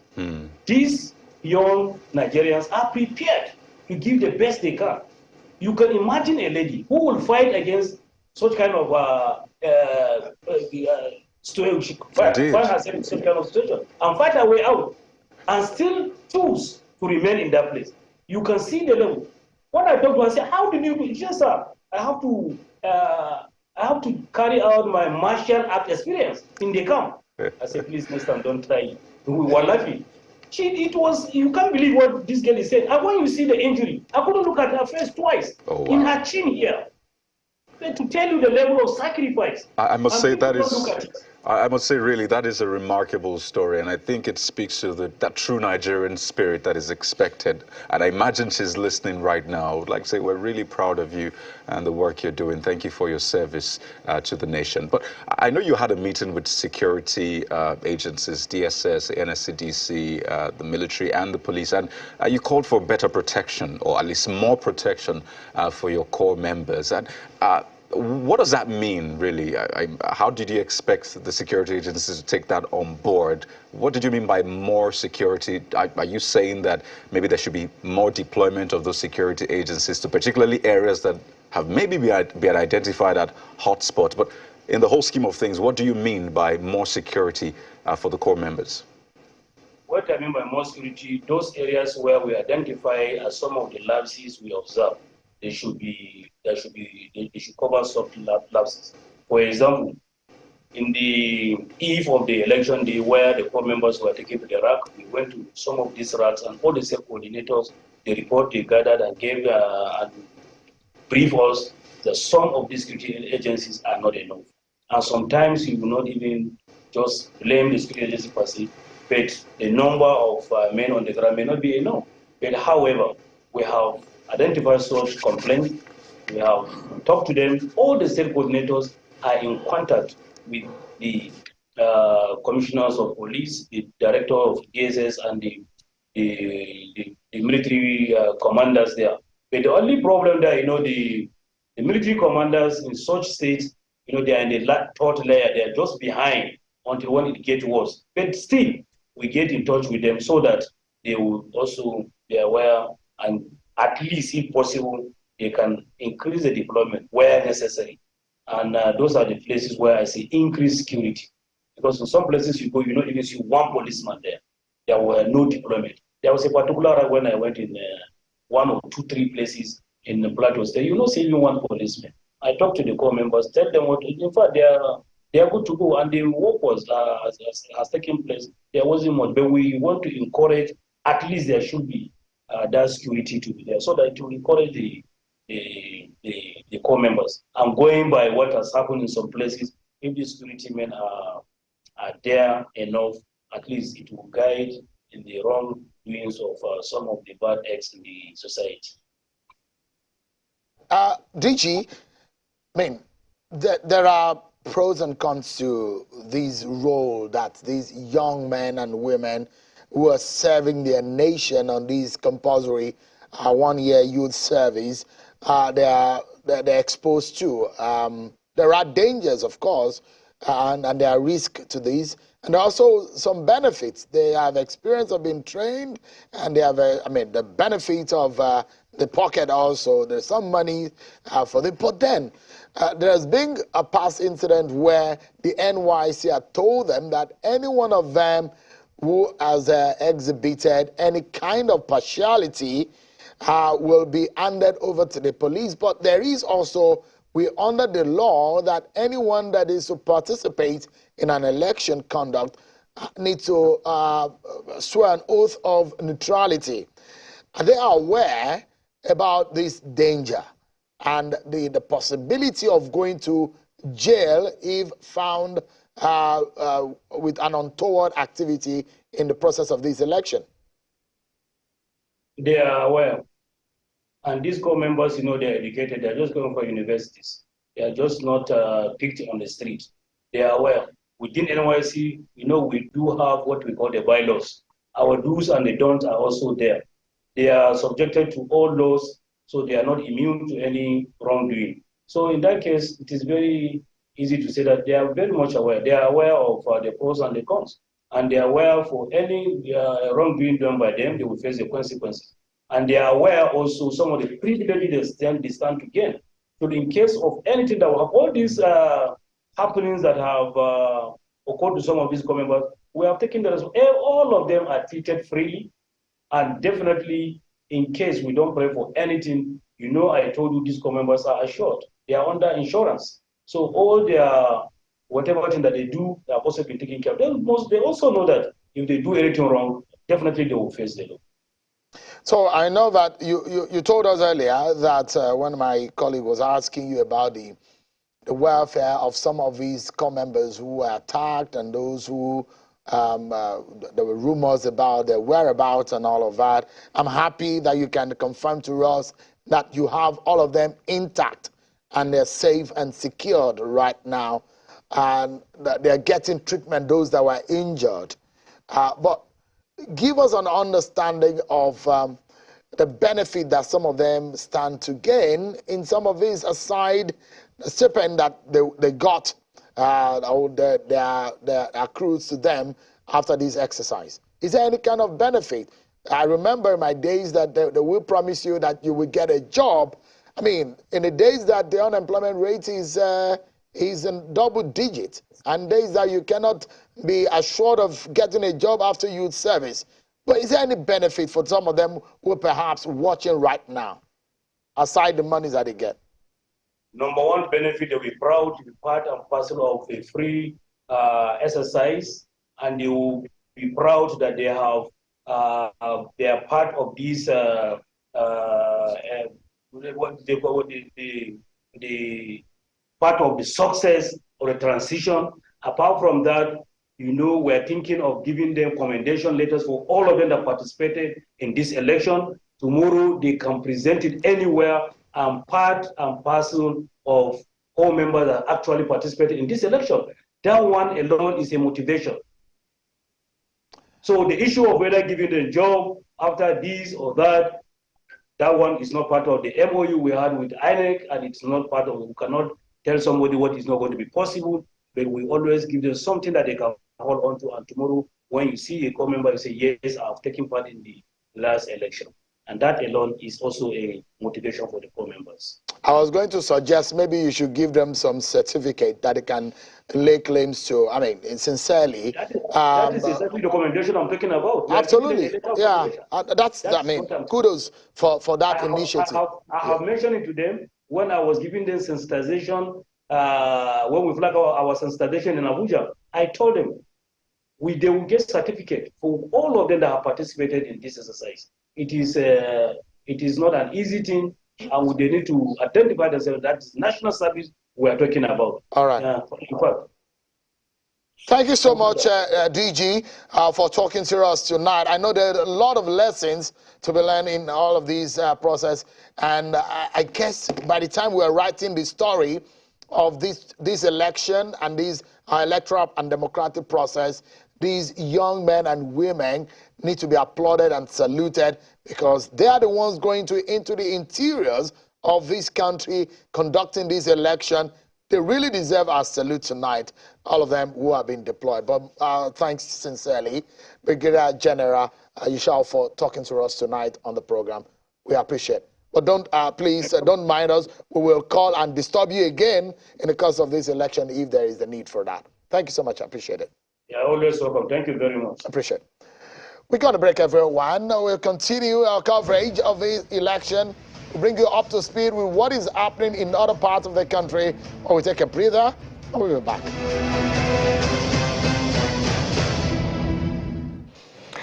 Welcome back to the 2023 verdict. We're reaching you live from Channels Television's global headquarters here in Lagos as we continue our coverage of the subnational elections taking place tomorrow. 1,021 constituency seats are up for grabs tomorrow. And elections are a multi-stakeholder exercise. We've had major stops with the EFCC, looking at their own deployment and strategies to combat vote buying. We've stopped also with the NYSC, and we're headed to another very critical component of the exercise slated for tomorrow, which is security. As we have joining us, the Force Public Relations Officer, Mr. Olumuyiwa Adejobi. Mr. Adejobi, thank you for joining us on the 2023 verdict this evening. Thank you. Good evening. Yes, let's start by asking you, Mr. Adejobi, about the numbers of deployment of, policemen in the 28 states of the Federation for tomorrow's exercise, and the approach to deployment as well, because of the concerns of inadequacies in flashpoints. Help us understand it. Well, we have done a deployment accordingly. Don't let us play with figures here. It's immaterial, the figures we want to roll out now. But the most important thing is that every polling unit has been taken care of. Every local government area has been taken care of. Every INEC office or facility has been protected. All necessary and vulnerable places have been protected by all security agencies across the country. So we have done our deployment. It's just to do to have an improvement on what we in place. The other time during the presidential and National Assembly elections on 25th February 2023. We have reviewed our strategies, and we have noticed where there were some issues, security lapses or gaps, and we have built on this to have a better, secure, a more secure electoral process come tomorrow, Saturday, 18th of March 2023 for the gubernatorial elections and state houses of assembly elections. So our deployment has been done. For the past 2 or 3 days, INEC materials have been moved from one point to another. We have been there to escort them and to protect all these sensitive and insensitive materials. And for those who have been so active in the movement of these materials, we are protecting them as well. The security job is not only to protect the electoral process. Don't forget, our job is still to make sure we have a very peaceful environment within which this electoral process will be carried out. So we have been doing what we should, and we have reviewed our security threats or threat analysis again to look into some areas where we may likely have some challenges or a situation that is going to be very, very hot, quote and unquote. And this has helped us to have proper deployment to cater for some of these areas and things that we may likely have, election issues, post-election issues, and this has helped us to have our deployment. The Deputy Inspectors General Inspector General of Police from various geopolitical zones have been sent to their various geopolitical zones by the Inspector General of Police to go as superintendent over this electoral process, to be assisted by Assistant Inspectors General of Police and Commissioners of Police. Even Commissioners of Police have been posted to some senatorial districts and senior officers posted to local government areas. With this deployment, the same thing applicable to all security agencies. Other agencies have, who are complementing the effort of the police in election security management, including military. We have done joint deployment to areas where we think we need to have heavy deployment. Where we think we don't need to have heavy deployment, we have done moderate deployment to all these areas. But generally, holistically, our security arrangements has been so okay, and we have improved on where we noticed some lapses the other time. So we are very, very optimistic that tomorrow is going to be a walkover. It's going to be very easier for us, and we're going to have a seamless exercise tomorrow across all the states where we're going to have the guber elections. And where we are not having guber elections, we are having state houses of assembly election in all these areas. So all the states are involved in one thing or the other tomorrow, and we have done what we should to make sure the election is secured and very credible tomorrow again. Yeah, Mr. Adejobi, it would have been nice to, help us have a sense of what the numbers are. We just had the Director General of the NYSC, and he said that during his meeting with security agencies, he called for more security deployment because, in some polling units during the presidential election, we saw an inadequate cover, which led to the snatching of ballot boxes, burning of BVAS machines, and burning of ballot papers and all of that. So help us identify those areas where you considered flashpoints, and as a result, you are assuring Nigerians that you have provided heavy deployment, using your words. I don't want to agree or subscribe to the fact that we're having polling units with no or little security operatives. Any polling unit is to have like 2 or 3. You cannot have one, but all we know is every polling unit must have a police personnel, at least one, to be assisted by other security agencies. Don't forget, police is not the only one in ISIS, in this election security management. We are working together with other security agencies. Nigerians should understand that even if you get to a place, you see one policeman, that policeman must be assisted by other security agencies, either the civil defender or road safety corps or immigration, correctional service, or any one of them that's a member of ISIS at the polling unit.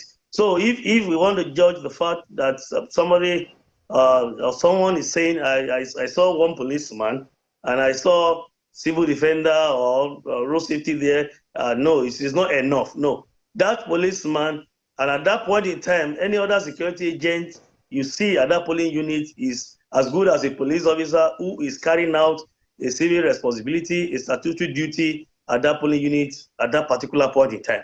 So yeah, I don't want to accept, I don't want to agree, also subscribe to the fact that we have a polling unit without sufficient security operative. No, if we do what we should and everything works normally, there's no need for us to put unnecessary pressure on security operatives at polling unit.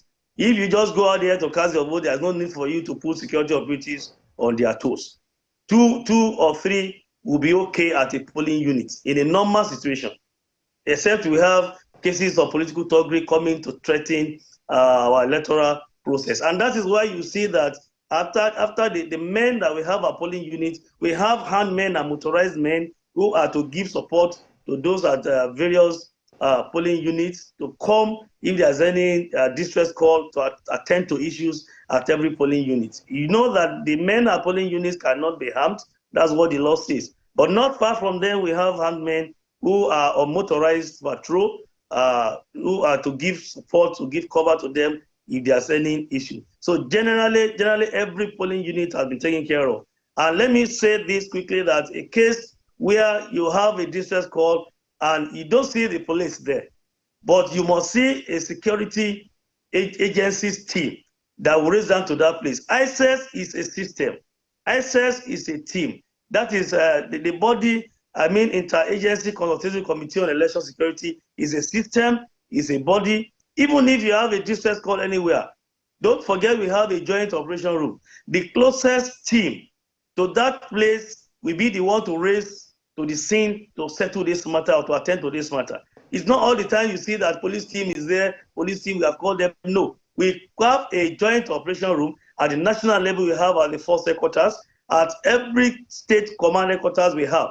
And we have reactivated all these joint operation room to attend to incidences, issues like this. So all distress calls will be attended to. Even if you don't see the police team to raise down to this point, you must see a team, either from the military or civil defense or any agency, any armed agency will raise down to attend to any situation at every polling unit. So we need to understand this so that you will not be making mistake of saying we have called police. We don't see police. It is soldier we see. It is civil defense we see. It is this we see. All of us work together to achieve a goal. Well, Mr. Adejobi, exercise. Your assurances have been taken, and we hope that they translate to results tomorrow, election day proper. But I can report that I covered at least 2 to 3 polling units during the presidential election, and at about 9 a.m. when polling was supposed to be underway already, there was only one police officer in one polling unit, and in the other there was no police officer at present, for protection. But talk us through the factor of welfare and how adequately that has been taken care of to guarantee the neutrality and professionalism of police officers in tomorrow's exercise. Well, me in the police, we have been paid our entitlement, where we see that some banks have not actually credited accounts of their clients who are some of our officers. Don't forget we use our salary accounts to pay these allowances. We are not giving money to anybody to go and pay to our men on the field. We don't want to hear stories. And the IGP has directed that they use our salary accounts to pay. But don't forget, when schedule is taken to a bank, it's the job of this bank to distribute this money to its customers who are police officers. And this has been done. In an area where we noticed that some of our men have not been paid, the IGP has directed the AIG budget to look into that and engage all these banks. In fact, there was a particular one that the IGP personally intervened and summoned the leadership of the banks to make sure that the attachment of our men are paid on time. And some of them can confirm. But we have some who have not received, and we are attending to them. We are engaging these banks to make sure. But from the police, every policeman who participated in the last election or who will be participating in this another election has been paid from the police to their banks. So the problems might come from the bank, and that's why when they call me, and I've been talking to them to please engage their banks or account officers to see where the problem is. And for those who have not received, we have been talking to them and we have been attending to this problem one after the other. But from us, the police, we have paid everybody. So left now with the banks to do the needful, to distribute this money to their various accounts. I don't want to tell them to be patient. They are going to get the money. Whoever participates in elections duty, this special duty, will get his entitlement, will get his allowances. That is the assurance. So, PPRO, let's talk to some immediate concerns. And I'll bring you to Lagos, where I know you must have been, you served around these places before, so you understand the terrain, you know what goes on during election and how volatile some parts of these state could be during election. So let me give you some specifics on what is going on. There are talks of the possibilities and the happenings around traditional rites. In this part of the country is called Oro, where there are there are rites that are being undertaken in different parts of the state.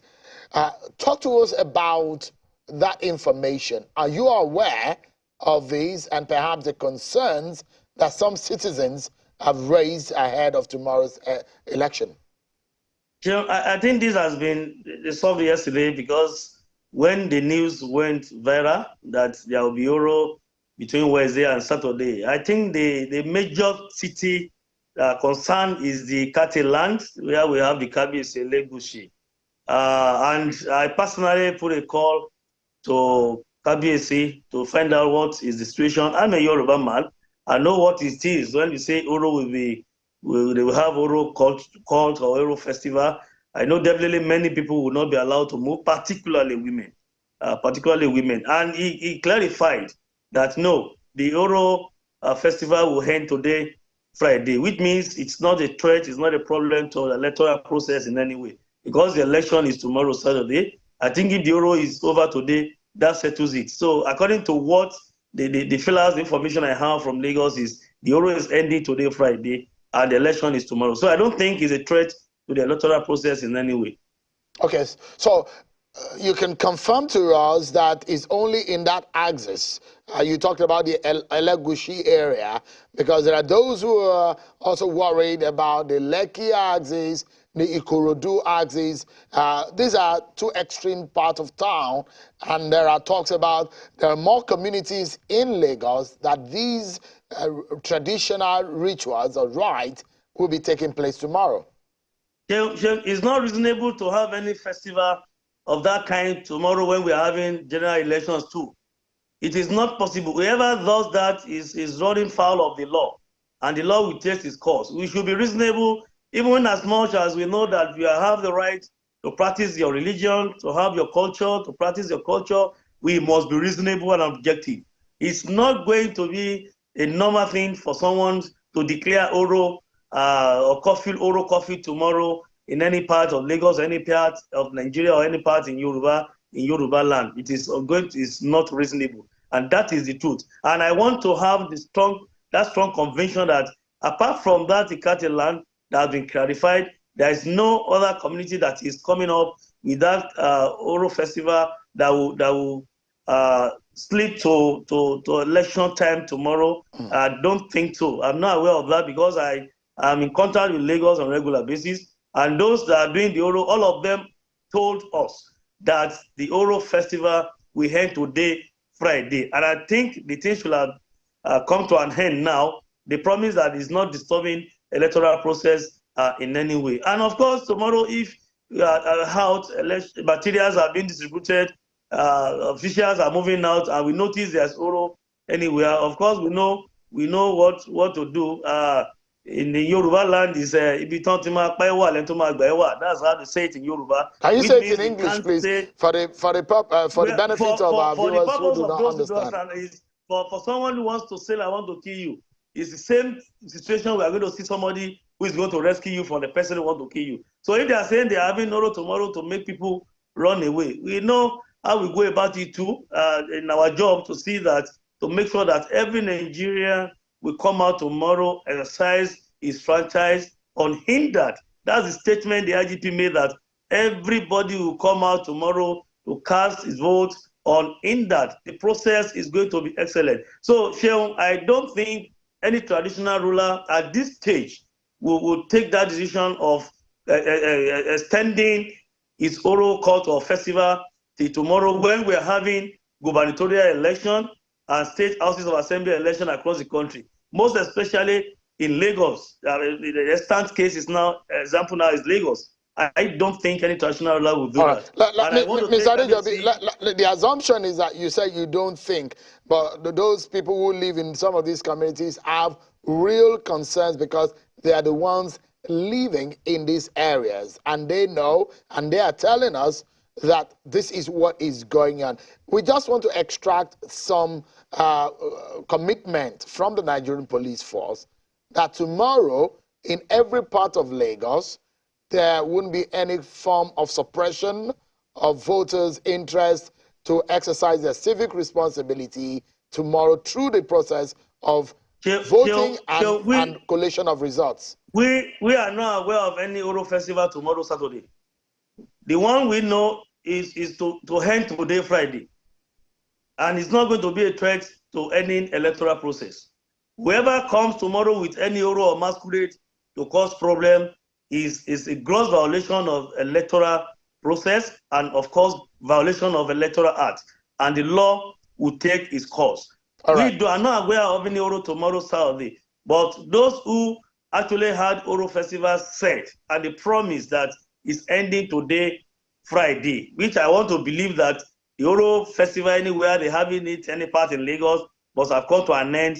Today will not extend till tomorrow. So Nigerians should just feel relaxed. Lagosians, particularly because it's Lagos now, we are using as a reference point.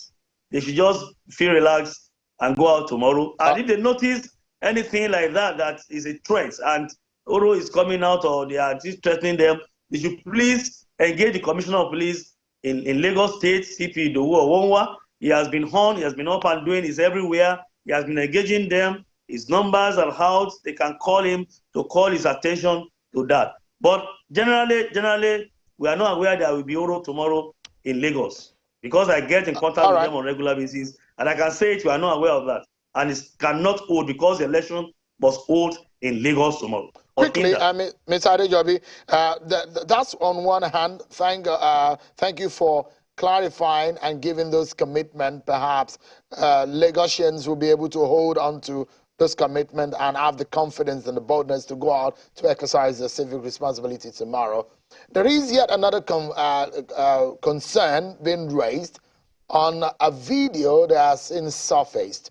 There is one that came up in Kano, which we understand that the DSS has dealt with, arrested some persons. But there is one which came up on the social media in Lagos relating to the chief of the Park Association in Lagos, popularly called MC Oluomo. I'm very certain that you are very much savvy in that regard and you know what is going on. What can you tell us about the concerns that have been raised on a statement attributed to that man and those concerns raised on what is being said in that social media viral video? I want to address that issue in two folds. One, if somebody is saying you should not come out to vote, we operate secret ballots. If I'm going out to go and vote, and somebody is saying, are you voting for me? I say yes. And I get to the booth, I top print another party. I'm not going to show anybody my ballot paper. Nobody is knowing what I've done. Nobody is knowing the person I voted for. That is by the way. The second thing is, this evening I think the person involved, MC Oluomo himself, I saw a video again with one, is it Mama Chidima, Mama, one Igbo woman too, that whose name was mentioned in his video, this debunking that threat, that it is not true, it's just a joke, and he's joking to a particular, he's making a joke with a particular woman, and the woman too came up to say it is not so, they are just throwing banters and it's a joke. So let us take it for a joke, like you said. But nobody has the right, has the audacity to tell Nigerians not to come out and vote. It is not allowed. It is not possible and is not proper. But he has come out to debunk that is not true, and let us leave it that way, that it is not true, and it is a joke within one or two persons in that area at that particular point in time. Even the CP Lagos was on the television, live program on the television this afternoon to address that if it is true, they are even working on it and investigating that matter and looking into it. And this night, the man himself came out to debunk it that it is not true. So it is not true. Lagosians should go out tomorrow. Let them go and vote. Let them go to their various polling units and vote for the candidate of their choice. All we do is to make sure that Mr. Adejobi, let's assume that it was a joke, but for those who are concerned that it sounded like an incitement, what are you doing? Is there any active action that has been taken by the police in that regard? Because it's beyond thinking that the CP Lagos, the Commissioner of Police in charge of Lagos State came up today to tell all Nigerians that they are aware of the video and they are looking into that video, that they have sent that video and other ones that had gone viral before his video to our cybercrime unit to do analysis and for further necessary action. So let's wait for what Lagos Command will do, and let's wait for what the CP will do as he has promised. But I know they are aware and they are working on it. But generally, the assurance to Lagosian is that they should go out tomorrow to go and vote, because we don't envisage anybody telling them not to come out and to block them, don't go and vote for this and don't go and vote for that. But like I said, if I want to go and vote at the polling unit, nobody knows what I have in my mind. It's a secret ballot. I vote and I get out of that place. It's when they are counting, you will know that they have not voted for your party or for your person at the end of the vote. So it is not, we should not be flogging it as if we are flogging something, and it's not a big matter here, because he has come out to say it is not true. And if it is true, I think the police in Lagos State Command, they are capable. Senior officers on ground, they know what to do. When we get to the bridge, we shall cross the bridge. All right, Mr. Adejobi, we're optimistic about the process, and we're also trusting the Nigerian police force to be up and doing tomorrow, hoping that everything will go on as planned and peacefully too. Thank you so much, my good friend Olumiwa Adejobi, for talking to us tonight, the first public PRO of the Nigerian force. Thank you so much indeed for your time tonight. Thank you, Barrister Ashim. Thank you, God bless you. Take care, enjoy the rest of the day. You too, please. We got another break. County, we have something lined up, isn't it? Oh, absolutely. By the way, a good play on that. The police is your friend expression. Isn't it? But as Mr. Adejobi has said, security agencies in Nigeria have been assuring the people, voters and Nigerians at large, of their readiness to ensure smooth, violence-free and unhindered electoral process during tomorrow's election. In our next report, our security correspondent, Bola Fraser, actually takes a look at the level of readiness of these very crucial actors in our electoral process. Take a listen. In a few hours from now, eligible voters in states across the country will be trooping out to over 170,000 polling units across Nigeria to cast their ballot in the governorship and state houses of assembly elections. Rising to the occasion, however, the Inspector General of Police, Usman Al-Kalibaba, while restricting all movement on election day in states where elections are slated to hold, reiterates the ban on all security aids to politicians to the polling units.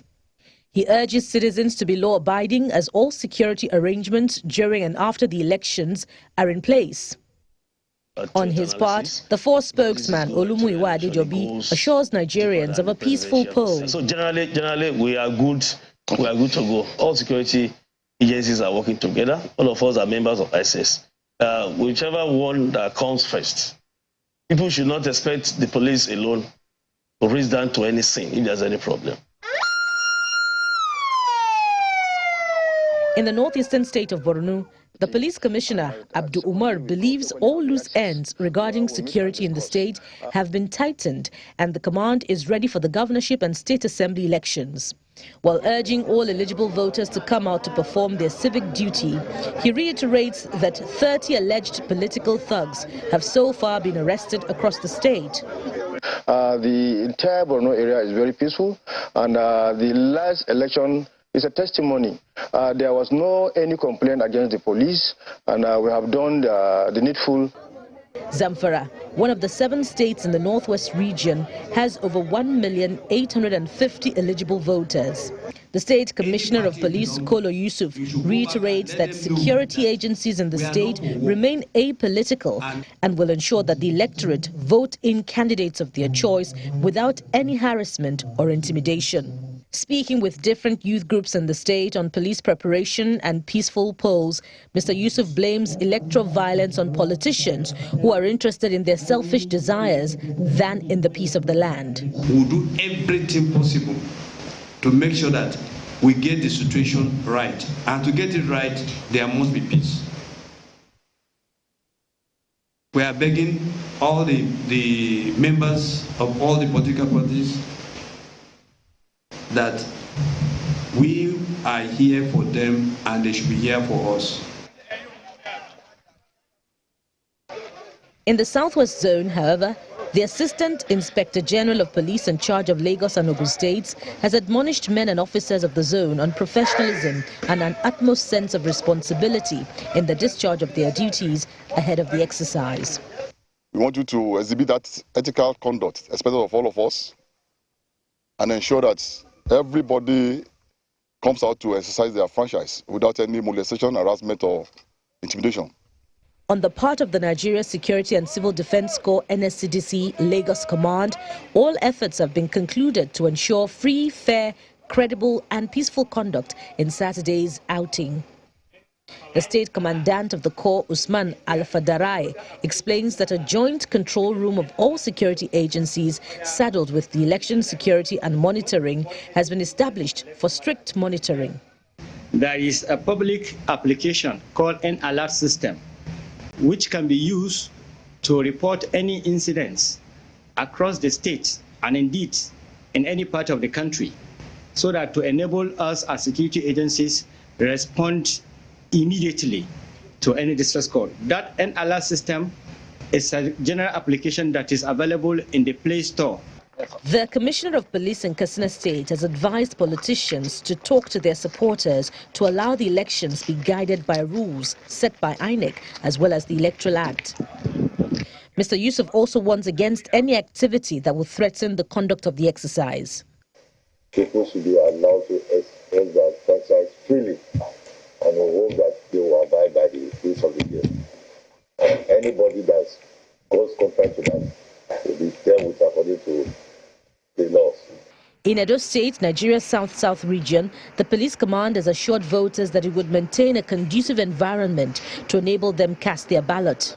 The police commissioner, Mr. Benjamin Okolo, was speaking with representatives of political parties, civil society organizations and sister security agencies on the readiness for the polls in Benin City, the Edo State capital. So we encourage you not only to talk to your people to be peaceful, but assure them that security will be up and doing for Saturday. Over in River State, the Assistant Inspector General of Police in charge of elections, Mr. Kayode Egbetokun, has read the Riot Act to politicians and criminally minded people who may have the intention of trying to disrupt Saturday's polls. We are not going to take anything for granted. We are deploying massively for this election. We are committed to policing this election effectively and satisfactorily. All persons who are criminally minded and who may want to come out to disrupt this election are hereby warned to have a change of mind. However, in a bid to curb vote buying during the polls, the Economic and Financial Crimes Commission has deployed personnel of the agency across the states for the election. The teams, led by senior officers, arrive at their assigned locations ahead of the elections and are already holding consultation with other sister security agencies involved in election security and officials of the Independent National Electoral Commission. According to the executive chairman of the agency, Mr. Abdulrashid Bawa, the brief of the teams is to deter vote trading and other financial malpractices that could compromise the integrity of the elections, while charging them also to exhibit a high sense of integrity and professionalism in the discharge of their duties. Well, by this time, just about 12 hours, simultaneous accreditation and voting is expected to have begun across the country. And I do hope for the voters out there that you have cleaned your PVC, you have put it in a place where you will not miss it, ready for the all-important decision day tomorrow. Carly, honestly, when you mentioned the simultaneous accreditation and voting, it just flashed my memory the journey of how all these how we got here, and if we cannot remember how we got here, we may not be able to appreciate where we are right now and how much progress we've accomplished over the years. I remember it looks like yesterday when the introduction of the PVC. There was a time that you didn't need the PVC, so there was a time that the card reader machine was introduced. Oh, indeed. You know, you have to slot your card into it. Absolutely. You know, you put it just over the PVC, it reads it, and there were issues. So that was around the time that the issue of simultaneous voting and accreditation began. You remember what happened? You have to do your accreditation first. Then you have to take a number.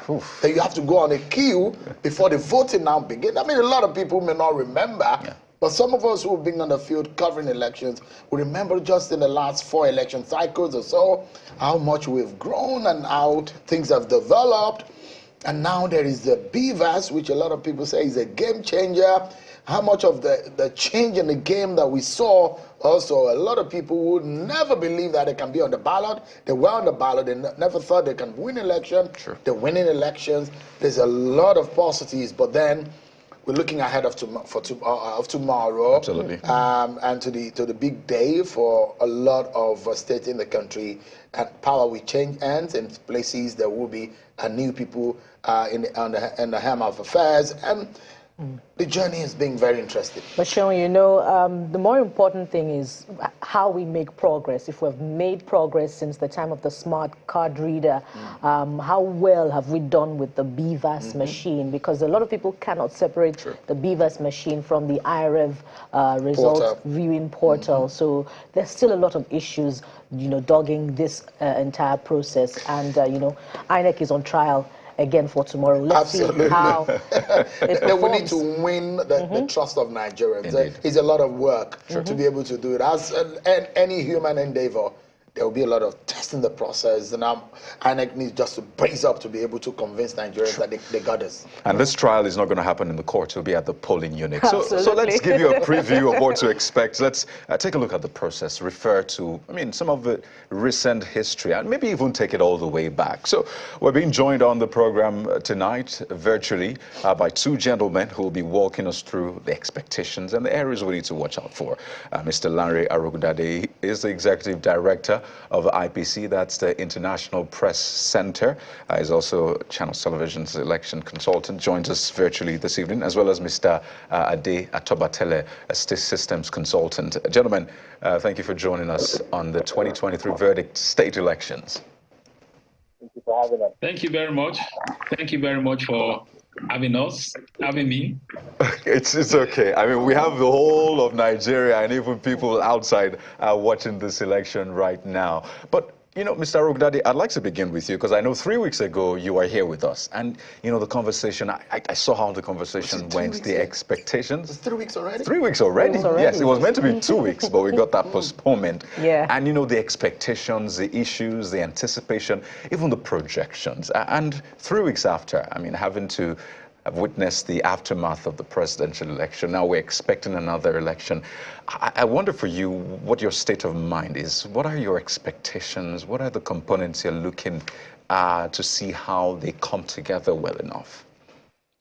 Well, I'm really, in terms of my state of mind, it's really neither here nor there.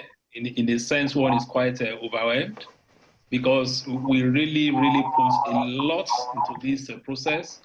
And obviously, because we put in a lot as civil society, as the media, Nigerians were also expecting a lot, particularly against the background of the assurances that came, you know, from INEC. And then, you know, we had these, you know, glitches, and it more or less kind of, you know, crowded out what we could talk about this significant step forward that we have made. And I think Wishin was talking about the fact that Beavers was able to at least give us a kind of picture of how people actually vote in Nigeria. I think one thing we need to take away from here is that Beavers must say, and we must do everything possible to improve on that. But at the same time, I was listening to the first PRO, Olumiwa Adejobi earlier on, giving us a very robust image of picture rather of how the police are well prepared, how they're going to do this. And in that regard, if we look at 3 weeks ago, you will recall that civil society organizations led by IAGA, we published what we call the Election Manipulation Risk Index. We published the first one, the second one before the presidential elections, and now we've published the third one. And I must say that the projection we're looking at is a bit troubling, in the sense that some of the things we didn't expect to happen during the presidential elections happened. And now here we are today, or rather, we're looking at tomorrow, and we're looking at about 27 states that we now consider high-risk states when we're looking at the various variables that we use. INEC capture, possibility of voter suppression, and all those kind of things. And we have 27, whereas 3 weeks ago, or about 4-5 weeks ago, before the presidential elections, the number of states that we considered high risk were just 22. Now we've moved to 27, and we had medium risk states about 9, where we have an increase there. We now have 12 that we consider medium risk. But the problem again is when you look at those states that we consider high risk and look at our variables, because these variables are about 6: INEC capture, tampering with the voter register, voter suppression, resistance to election technology, history of election fraud, and election litigation. In the presidential election, we saw some of these play out in some of the states that we won against. And now if you look at some of the states, among these 27 states, you have those where we're looking at possibility of INEC capture by way of, making it difficult for INEC officials to do their work. We're looking at voter suppression. All this talk about Oro or no Oro will come under that when you use all kind of means to intimidate people against expressing their wish, or cause deliberate violence, so that you deliberately cause violence and prevent people from voting in areas where you believe your opponents may have an upper hand. So we have some states where we have up to about 4 variables. So even though on the EMRI, we call them high risk, in reality, because of the presence of more than 3-4 variables, they are highest risk states. So this is where we are, and we're quite worried because we need to get it right. So what we hope that the police would really walk the talk, all these assurances will say, because what all this is do, and we're not just the only ones giving this warning. Other organizations talk about election security threats. Now, what all this do is to let the security agencies know that based on history of elections in Nigeria, you are likely to have manipulation in these areas, and you are likely to have violence. So my expectation will really be that they will do much, much, much better, so that people's votes can count. Because we say that all politics is local. The truth of the matter is that there will be more interest in some states in these elections, because we know elections in Nigeria go with godfatherism and the rest of them. And in some of the states, they can actually be described as battleground states in terms of the forces that are contending. So among these high-risk states, for example, you have states like Kano, you have states like Lagos, you have states like Oyo, you have states like Rivers. I just saw your news bulletin, for example, that governorship candidates in Rivers State staged a protest at INEC office. You have featured, the broadcast media has featured a number of candidates from Rivers State that we've watched on television talking about, the threats, what happened on February 25, and now saying that, in fact, we had a candidate that appeared on a television station, not yours anyway, that said that they know what they normally do in Rivers State, that where the security agents do not protect them or protect their votes, they know the fallback position. And at this time around, this is what would happen. Now, this was broadcast live. So when we're talking about preparedness by the law enforcement and security agencies, we're saying that we already know the flashpoints. We're saying that we knew where things went wrong on February 25, and that these things, have to repeat itself. Otherwise, all the efforts we've made in investing in this process would have amounted, to naught. Of course, critically, will be the question of the transmission of the results itself. Because this is what ordinary. Well, okay, let me stop here. Okay, sorry. I know there's a lot to discuss on the manipulation risk report that you and your colleagues have put out there. You did one for the presidential election, and this is one for the state elections. But let me take you particularly to the 5 states that you raised concerns about on the manipulation risk in relation to the resistance to election technology. And thank God we have Mr. Ade Atobatele also with us. So these are there are 5 states that you have identified: Zamfara, Ondo, Lagos, Benue, and Imo. And you have identified that in this state there are possibility of manipulation in the area of resisting election technology. What informed this research? And when you land on your response, I'll allow Mr. Atobatele to be able to talk to us about this issue, because you remember the IREF was a big issue, raised a lot of concern.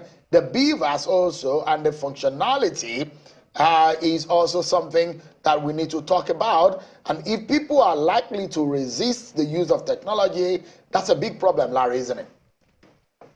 It's a big problem. Now, you ask me, why did we do this? Why did we go into all this? We went into it so that, one, INEC could know the risk that they are likely to face and put in place mitigation measures. Two, we're saying this for the purpose of the law enforcement and security agencies to do their work, because they are the ones that are actually create the enabling environment for peaceful elections to take place. Thirdly, we're doing it for citizens themselves to be aware, because at the end of the day, it's also about the people. It's about the preparedness of the people. The electorate, the voters, need to be well educated. They should know that when they get to the polling units, they check their name, and then they have their PVC with them. It is beavers that will be used to identify them, and from that moment, they will be given the ballot papers to vote for their governorship or House of Assembly candidates, and for them to also wait for the results to be imputed into Form EC8, for these to be signed and also snapped and uploaded to IREF. So the essence of this report is, the report is actually for everybody. But, I was sorry, Mr. Arogunade. I was actually, I wanted to know what informed the reasons why these states have the tendency of a possible manipulation and in resisting election technology. Well, I think what's really informed is that in these states, we also have history of election manipulation. So if you are looking at the variables, we're looking at what has happened before. And we're also looking at what has been happening in recent times. Because INEC has conducted elections for some period of time. So that is what informed this. We look at of course, these projections are also based from reports from the field. The observations that citizens make, the observations by INEC officials themselves. And so it's actually an empirically informed report based on research and what we're saying. And our duty as civil society is to alert, is to say that this is what we see. We're not saying that it would exactly happen, but we're saying that it has happened before, as we saw in the presidential election. So there's a history, because remember, this is the 3rd report. We've had 2 reports before now. And February 25 offered us an opportunity to see how these things played out. And we are now able to say conclusively that in some of these states, what we feared actually happened.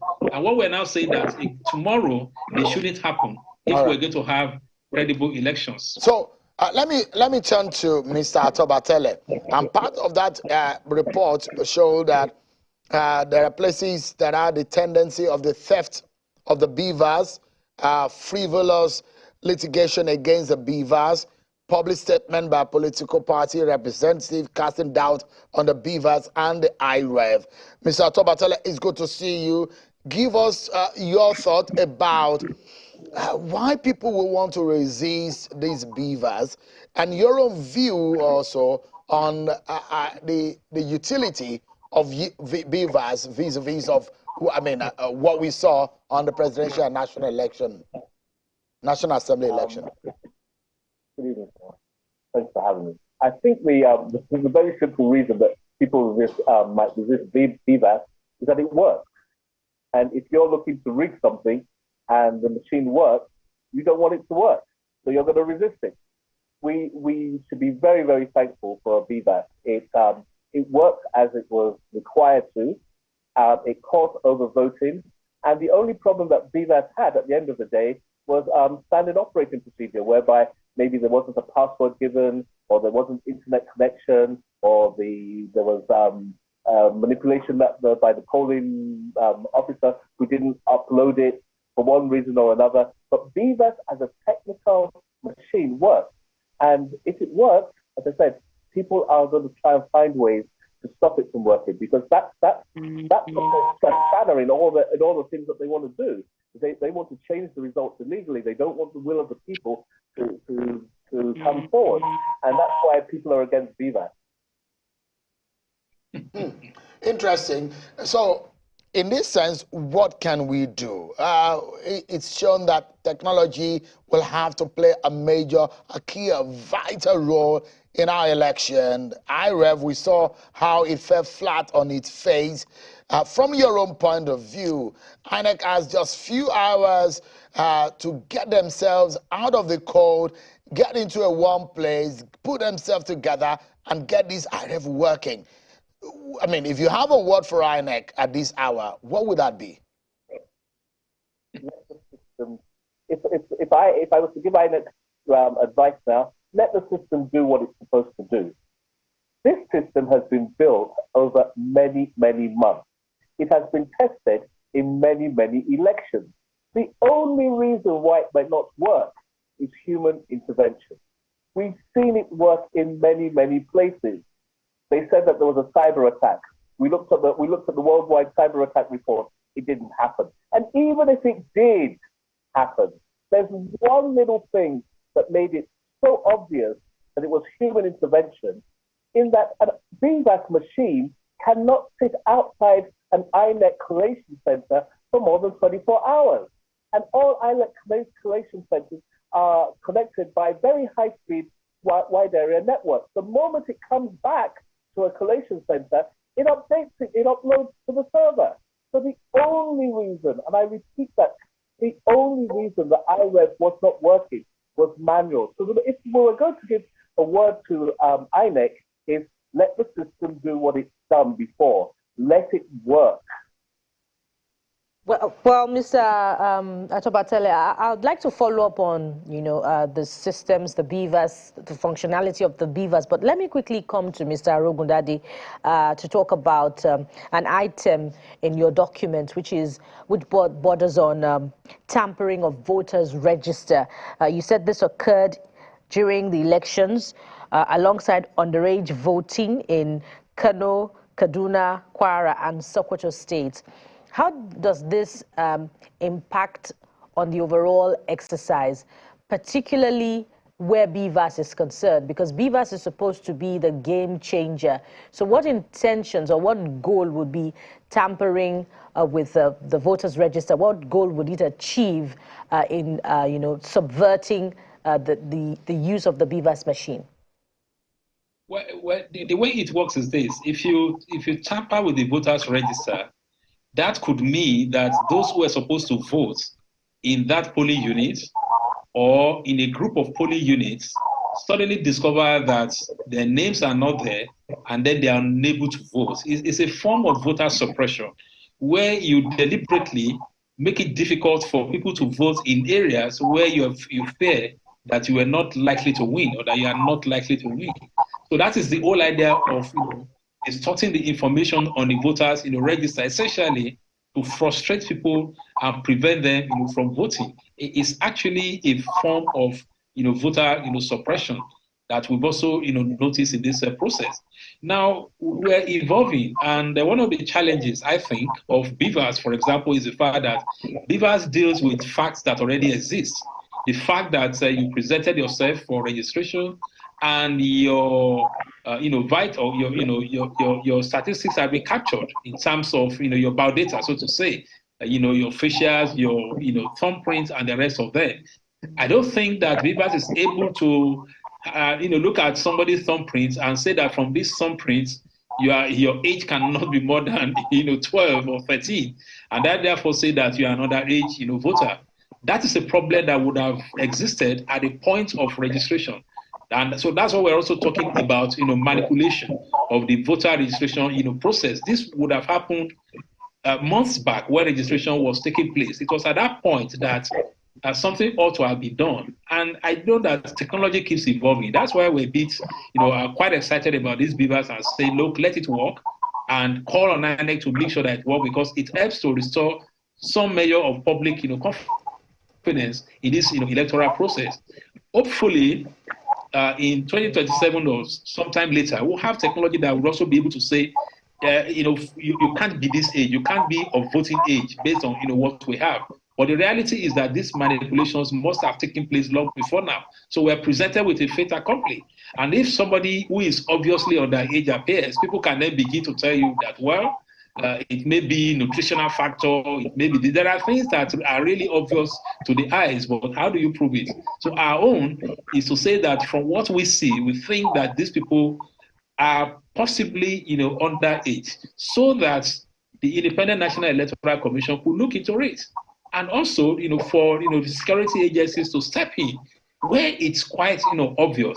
And maybe party agents are saying, these people we're looking at are kids. I think the Electoral Act allows some level of, intervention. So this is just the way, it is. It's all part of, voter suppression. And this is why we consider it as a major, problem of elections, and included it as a part of our variables. Now, Mr. Atobatele, the BVAS was supposed to make, ballot box snatching, rigging, an exercise in futility. But we see that it hasn't particularly guaranteed the integrity of our electoral system based on what transpired in the presidential election, where the exercise is being described as greatly flawed, and opposition parties are headed to the court. Where does that leave us, really, in the hope that technology will continue to evolve, or what are your worries in that regard? I'd like to correct you in that the BVAS actually did work. If you had accredited 20 people and you then stuffed the ballot box with 21 ballots, BVAS would tell you that polling booth should be knocked out. And when the INEC collation people were reading the numbers from the state, one of the questions that they were asking were how many polling booths were knocked out by BVAS. That was automatic. There wasn't a tribunal or anything that said that. So BVAS was catching people. Now, of course, if somebody turns up with a truck and steals the ballot box, that's not BVAS's problem. That's not BVAS's fault either. So if we're talking about a technical issue, BVAS can't change anything there. The places where BVAS can help is ensuring that the EC8A, I think it's called, is actually transmitted. But if you don't give somebody a password to transmit, then it can't transmit. The other thing is that it says that this thing should be uploaded to IRES. Now, we have to be honest with ourselves. It cannot be uploaded straight to IRES. And that creates a man-in-the-middle problem. The possibility that something is going to be manipulated on the way up there. And why can't it be given straight to IRES? Because IRES is a public portal. You would not put your precious information on somewhere where you're asking somebody to log in. So it's actually uploaded to a central server, and from the central server, it's uploaded to IRES. And so that's where the manipulation possibilities start. The fact that it's actually not going straight to the IRES server as is in the law.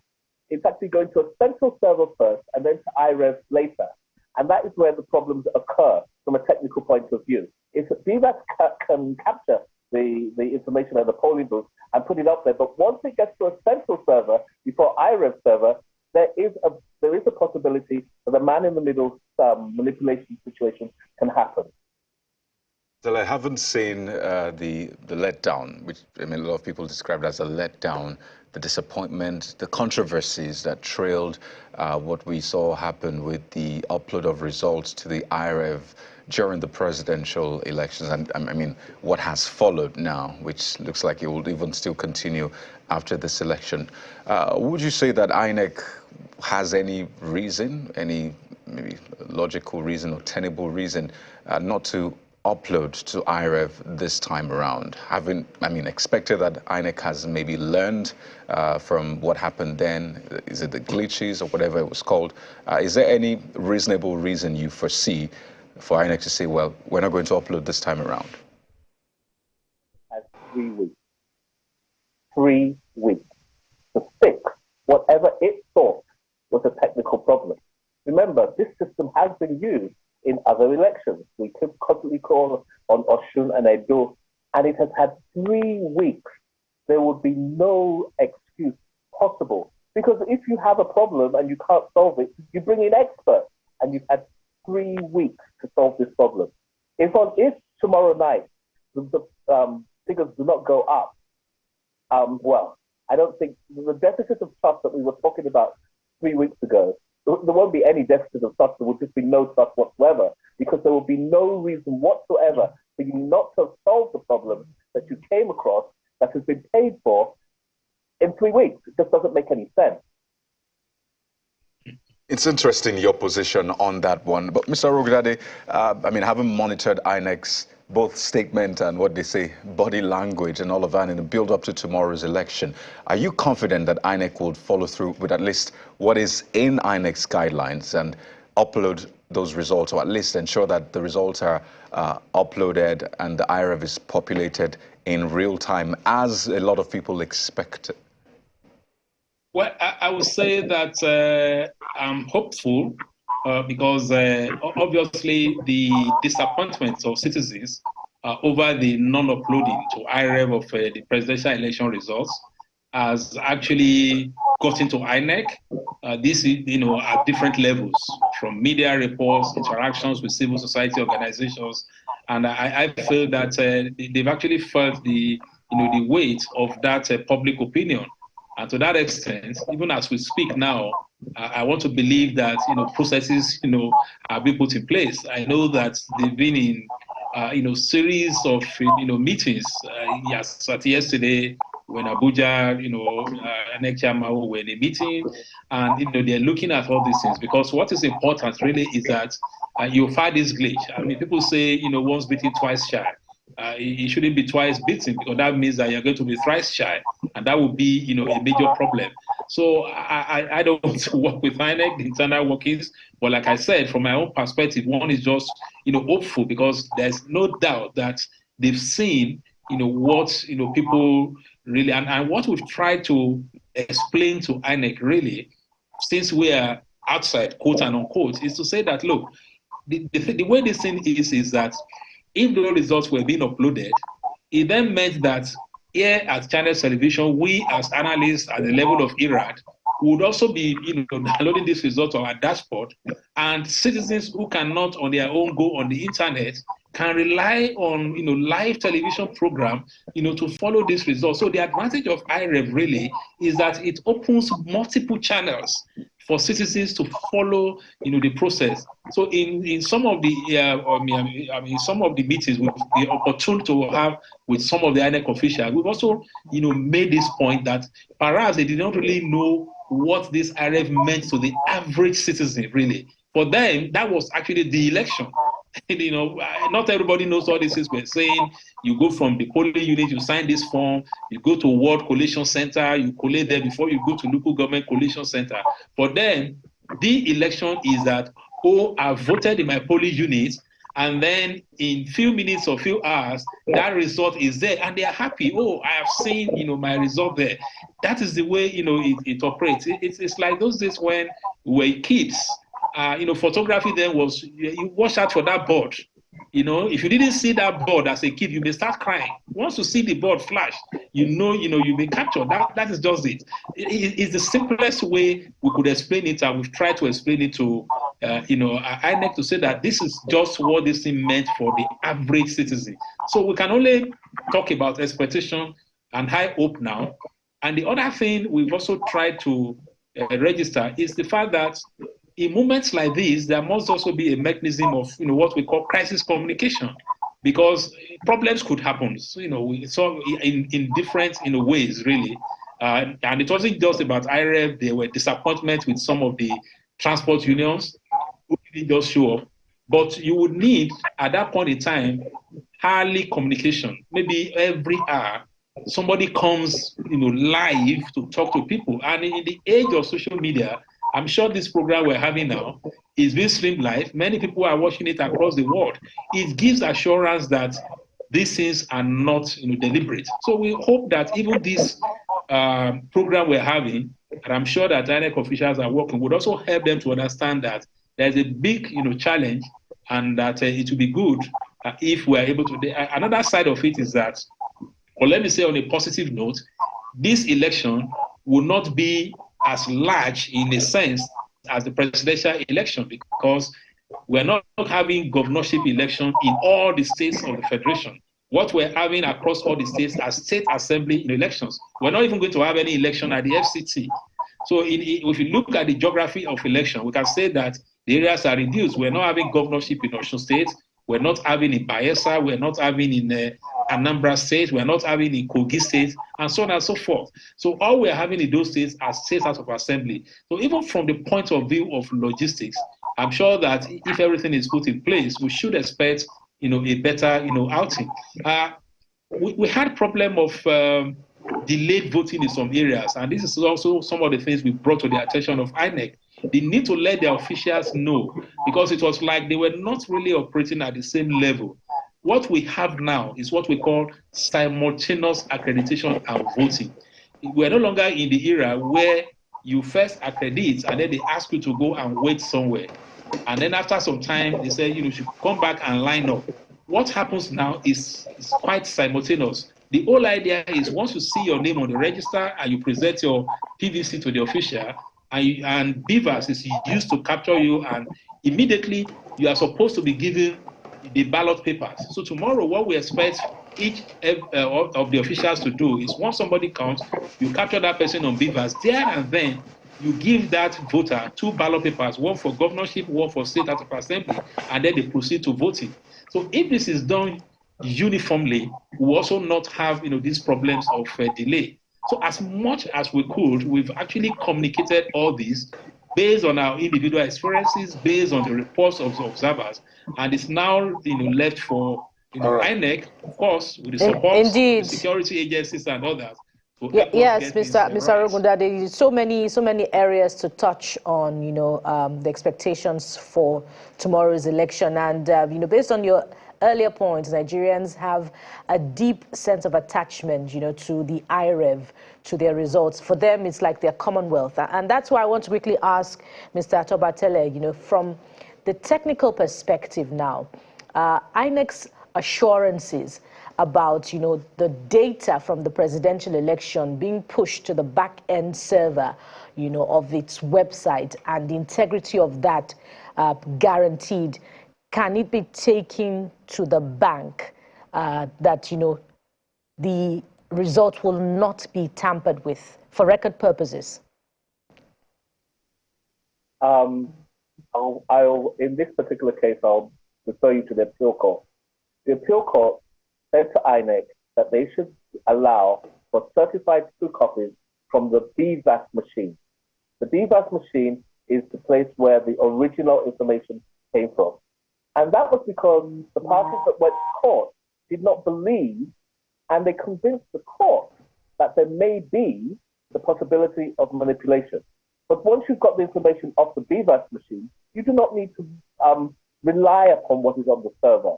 So I would say that in our laws, we should actually have the fact that CTCs can come off the BVAS machine.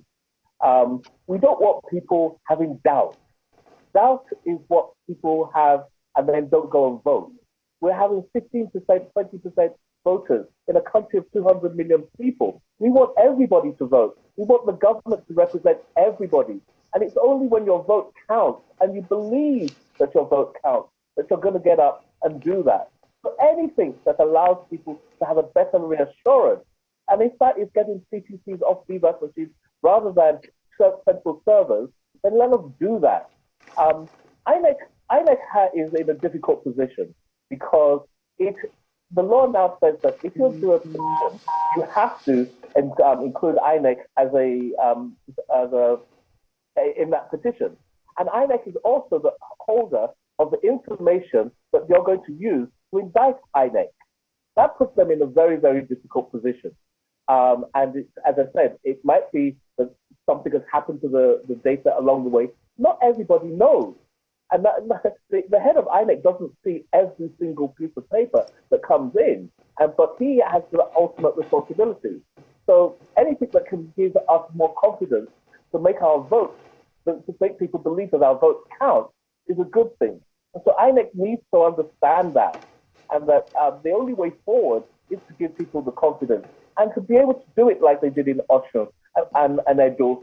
There's no reason that we're having results 2 weeks later in the presidential election. It doesn't make any sense. It's a terrible indictment on anybody that has anything to do with them from a technical point of view. How 2 weeks, 3 weeks, and the IREV for the presidential is still uploading? That must not happen tomorrow. Mr. Ade Atobatele, thank you so much indeed for your time tonight. We do appreciate your time. I mean, I'm very certain that we'll be getting back to you tomorrow at some point when we've seen the election unfold. Thank you so much for your time tonight. We will dwell more on the election manipulation index report as released by the civil society organization, but let's quickly tell you some of what is coming out of the courtroom. There is a case from the Federal High Court in a judgment that which ordered the Independent National Electoral Commission, INEC, to electronically upload the results of the Saturday governorship and State House of Assembly elections. Another Federal High Court in Abuja has also ordered INEC to electronically transmit Saturday governorship and House of Assembly election result in accordance with its regulation and guidelines. A party had earlier gone to court to ask INEC to transmit the result, but Justice Obiora Egwuatu gave a judgment earlier today following a suit filed by a party and its governorship candidate in the South State, Akwa Ibom precisely, and 13 State House of Assembly candidates for the March 18 election. The applicants in the originating summons dated and filed the 15th March by their lawyer, Moses Iso Abia, had sued INEC as a sole defendant in the matter. Well, the summary of the facts of the applicant's case is that during the conduct of the presidential election on the 25th of February 2023, INEC and its officers failed to paste election results at polling units and to upload scanned election results on the IREV through the BVAS. They now submitted that the refusal of INEC to act has resulted in serious prejudice and has foisted uncertainty and frustration on the applicants at their various polling units and wards and to the general election as a whole.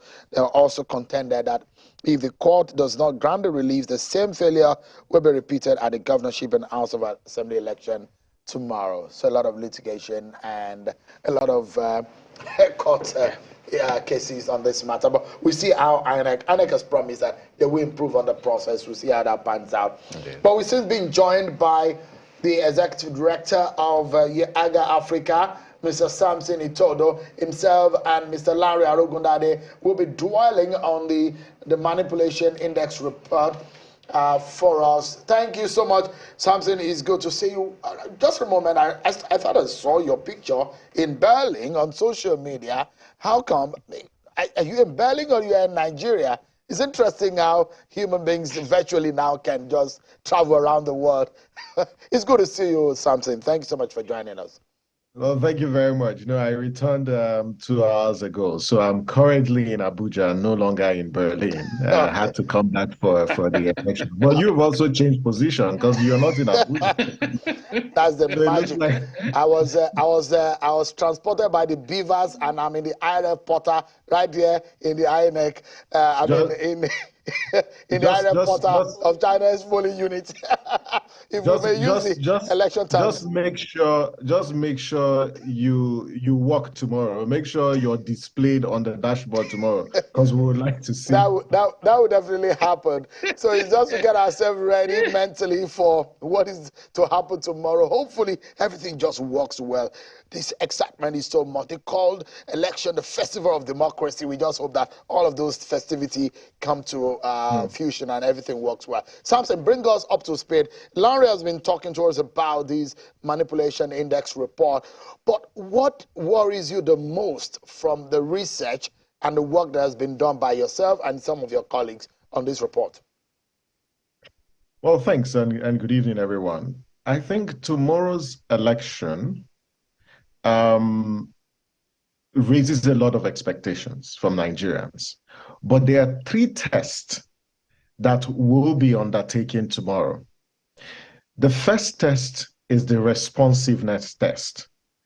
And this is responsiveness on the part of INEC on whether those issues and those challenges highlighted in the Election Manipulation Risk Index report, as well as issues raised by domestic and international observers, including citizens, whether INEC has responded to them. And in the last 1 hour or so, I have listened to some of the issues that have been flagged, and there's no need delaboring them. So the first test is responsiveness test, whether INEC will improve issues relating to logistics, it will improve issues relating to the deployment of technology, as well as manage the process in such a way that it confers the confidence or inspires confidence on the part of Nigeria. So that's the responsiveness test. The second test happening tomorrow is the integrity test. And this is the test that relates to the management of the entire election, both the process as well as the management of the results. As you have seen from the Emory report, there are cases where there were clear sabotage of the entire process. And the report mentions this in several states. You call them the variable relating to INEC capture, the variable relating to the history of election manipulation, because we saw alterations of results. We also see cases where there were elements of voter suppression. So that's the second test, that whether the outcome of the governorship and the State House of Assembly election will meet the integrity test. And in this case, whether polling units will open as scheduled, results management will be top-notch, and it will be devoid of any form of manipulation. But more importantly, whether the transparency of the election results tabulation and transmission process will be guaranteed. The third test, happening tomorrow is the resilience test. And it's resilience on the part of citizens, that despite the unmet expectations in the presidential elections, despite the crisis with accessibility to Naira, as well as the fuel crisis, that citizens will still show up tomorrow. And I hope that, these 3 tests, that as a country, we will pass this test, especially the resilience test. Yes, citizens are discouraged. Citizens are disappointed about the conduct of the presidential elections. But this is not a time to give up, because tomorrow's election is the most important election in this entire general election cycle, because you're electing state houses of assembly members as well as governors. These are the closest political leaders to you in your respective states or constituencies. So I'd like to urge, citizens to show up. That yes, you may be disappointed with the presidential elections, but INEC has told Nigerians that it's reviewed its processes. We would continue to hold INEC to its words.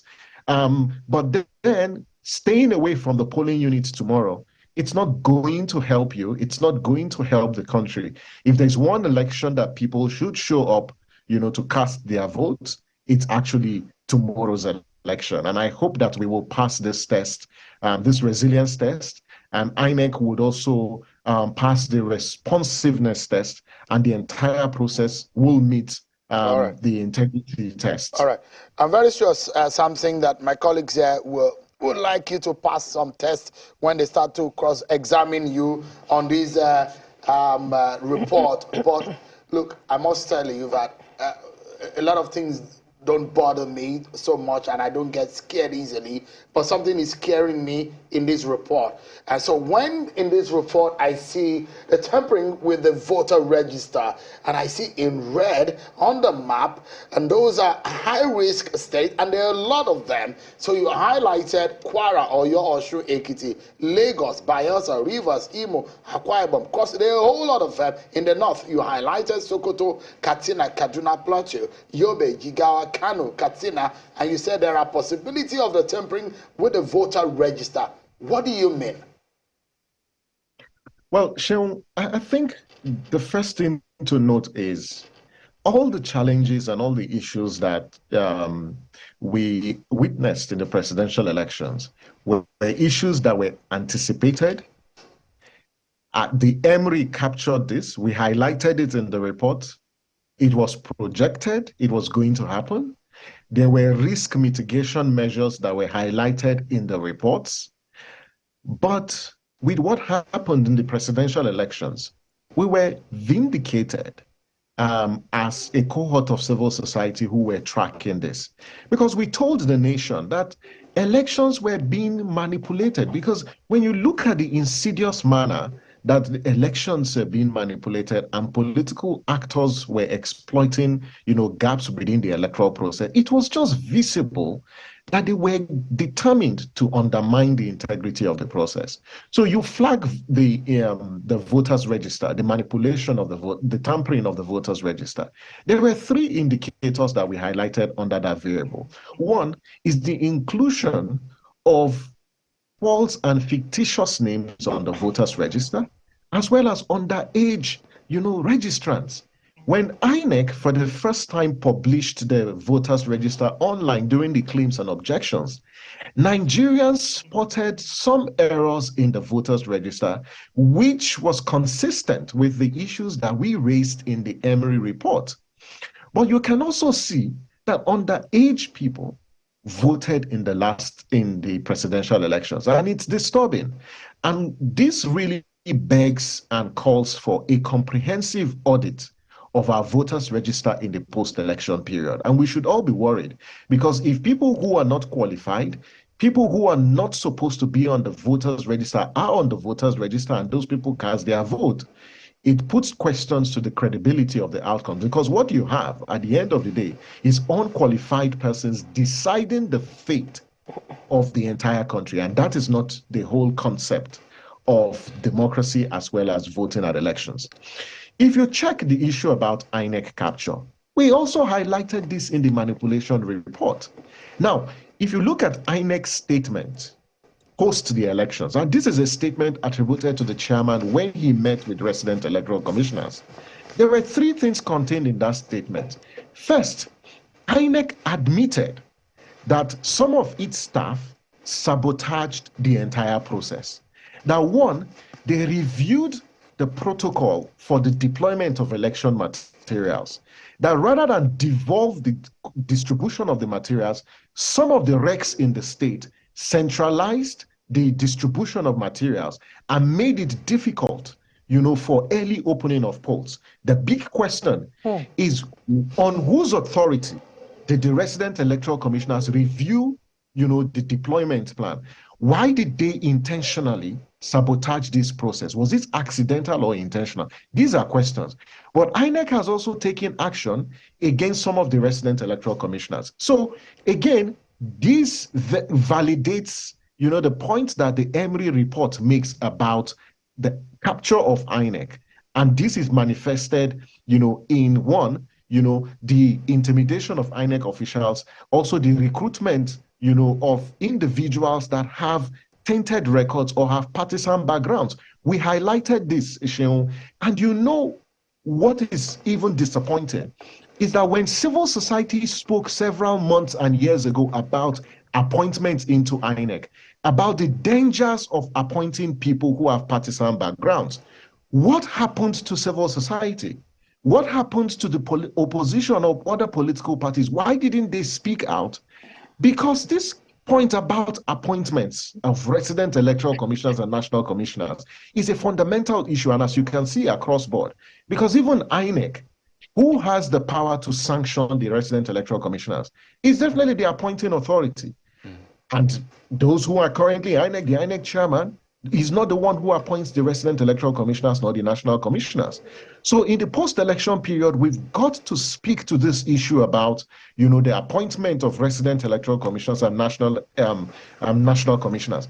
If politicians are the ones managing our elections, then do not expect elections that confer integrity or inspire confidence on the part of the people. This is why the Constitution is clear that persons with impeccable character and persons who are non-partisan, these are the two conditions established. But something, there are those who will argue that, look, if there are persons as nominated, the appointee or appointing authority is there established by the law, but if there are those persons that have partisan interests are being nominated, there is a multi-partisan platform in the National Assembly that should be able to query these and put a question mark. The Senate has the statutory authority to screen and approve nominations coming from the executive arm of government. So at that point, anybody who has petition is always, the National Assembly will say, is always open.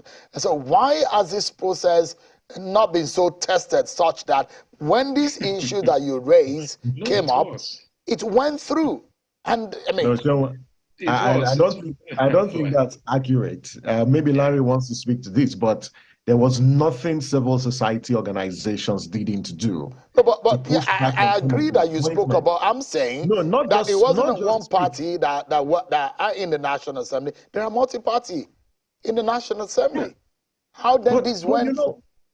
One of the things that I also see, and I hope that the parties are also learning from this, that this struggle to defend, the integrity and the independence of INEC isn't a struggle for civil society and citizens alone.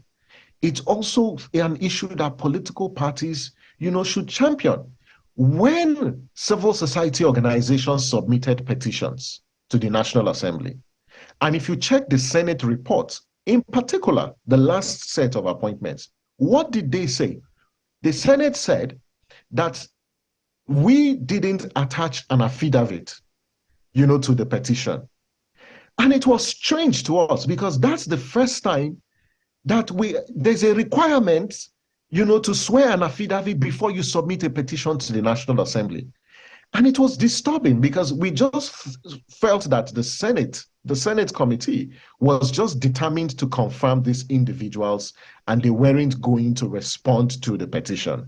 And that process has exposed a gap. And civil society organizations who are leading the charge on this have learned from that experience. And next time, we will attach affidavits to the petition because the evidence was before the National Assembly members.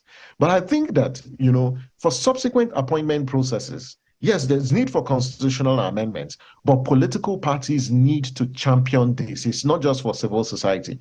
One of the things that that perhaps they might have considered, the political parties are also smart.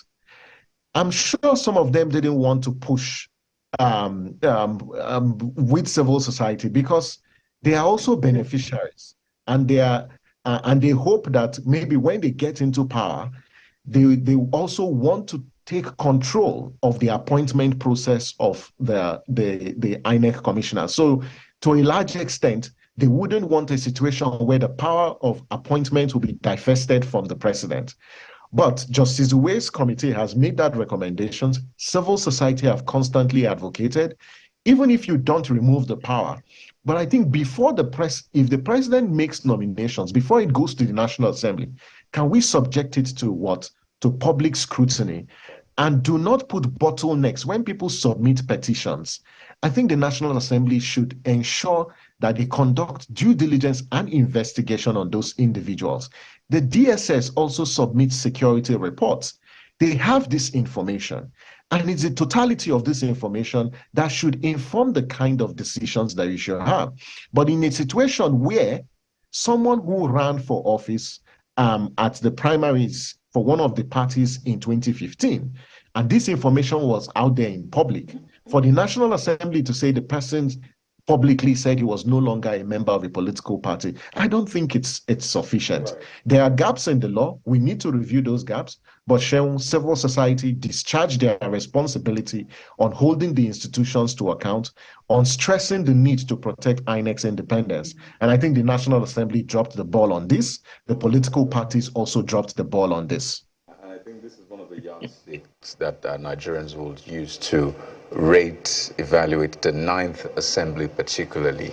Let me go to Mr. Arogundade, because I noticed he wanted to speak to this point. And I do hope that next time you raise issues, you will not be asked to bring a copy of your CAC registration or something, outrageous, Mr. Arogundade. But I mean, your thoughts. I know this issue is fundamental. I mean, whatever we do now will not affect the conduct of elections tomorrow, but in the future. So I'd like you to speak to that, especially how we've been able to design our elections to fit our peculiarities. I mean, the penchant for manipulation, penchant for sabotage, even politicking within, a commission that is meant to be independent, all of those allegations.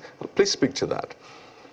Well, I mean, just like Samson said, we did provide evidence. In fact, we addressed a press conference. I was there in Abuja, where we presented evidence, including posters that some of them used for their, campaigns to contest on the platform of those political parties. I don't know what other evidence anybody needed to show that these people, were partisan. But like he said, the shock of it was that the supposed opposition political parties didn't team up with the civil society to say that these things should not be. And that was really the problem. And it wasn't just the opposition political parties, so-called. I think, other stakeholders, the Bar Association, the rest of them, also just felt that, maybe we were just making a mountain out of a molehill, which was quite unfortunate. And that has come to haunt everybody now, because like he said, INEC itself has admitted that they had problem with at least 2 regs who have been suspended. And there's no doubt that it has to do with the process of electing them. It's like the problem that you have with policing in Nigeria, where we say that the chief security officer of a state is the state governor. Yet the state governor is not in a position to give orders, to the commissioner of police. The commissioner of police will have to take orders from the inspector general of police. Then out there is the chief security officer.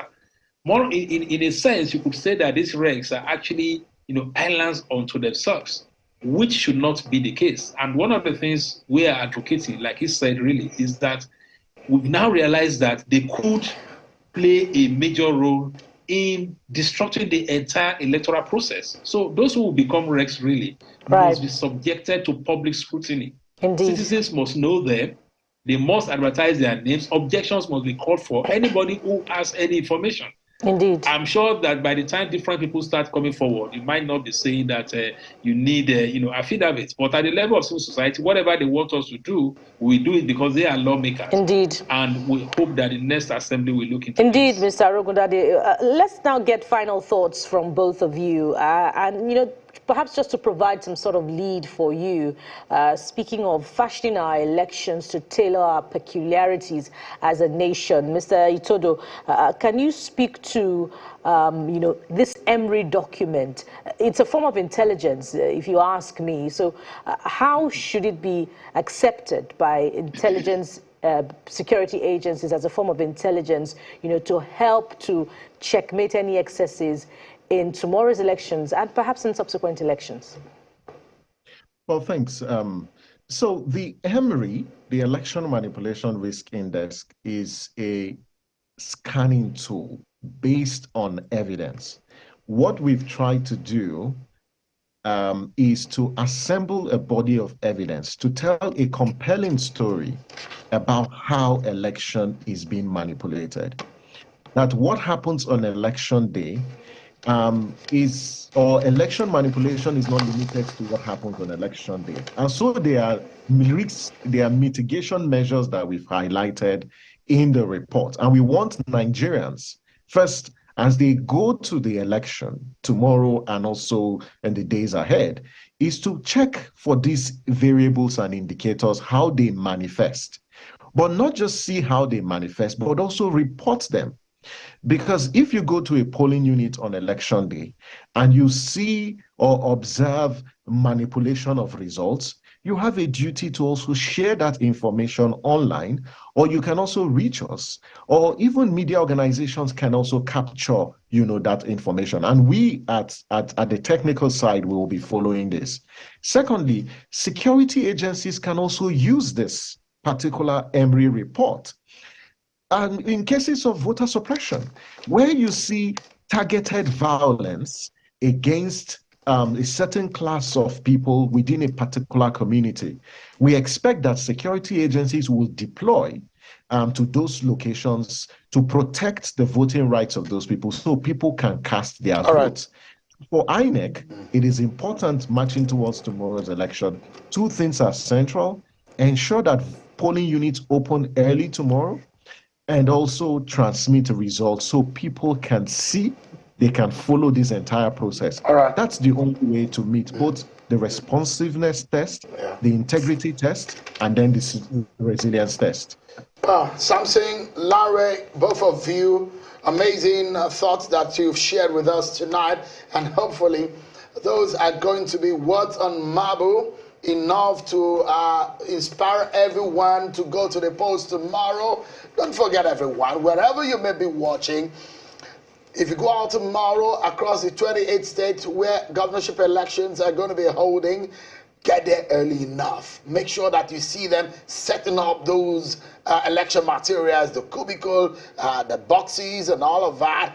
Be part of the process. It just takes you that day to be able to see that happens. Don't forget, this is perhaps going to be the closest national election that you will have to you in the next 4 years. This may not happen again. So be part of it. 8 a.m. and 8:30 a.m. tomorrow, that's when our polls will open, and it will close at 2:30 p.m. right here on Channels Television. We will have opened our studios from 7 a.m. for you and follow this interesting coverage that we started, and hopefully we'll be able to announce some of the latest coming out of it. But we must sincerely thank you wherever you may be watching. Guys, it's been an amazing moment. This is my very first time sitting around the table with both of you. Interesting time, isn't it? Same here, Shu, and it's an honor. Yeah, it's an honor too. I'm starstruck right now. Stage with Shu. I'll get an autograph right after the show. Stop interviewing this guy.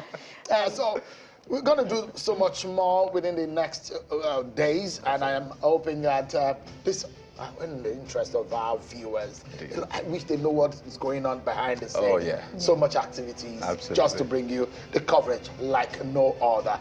This is Channels Television, your #1 television station on the continent. Thank you so much, everyone, for watching. I'm sure, Kimaloya, I guess we'll see you tomorrow. Indeed, and I am Bukola Samuel Wemimo. Thank you very much for sharing your evening with us. It's exactly 10 hours and 45 minutes to that election. So, again, get ready. We'll be here with you, be your ears and eyes to the ground. I'm Kayode Kikiolu. See you soon.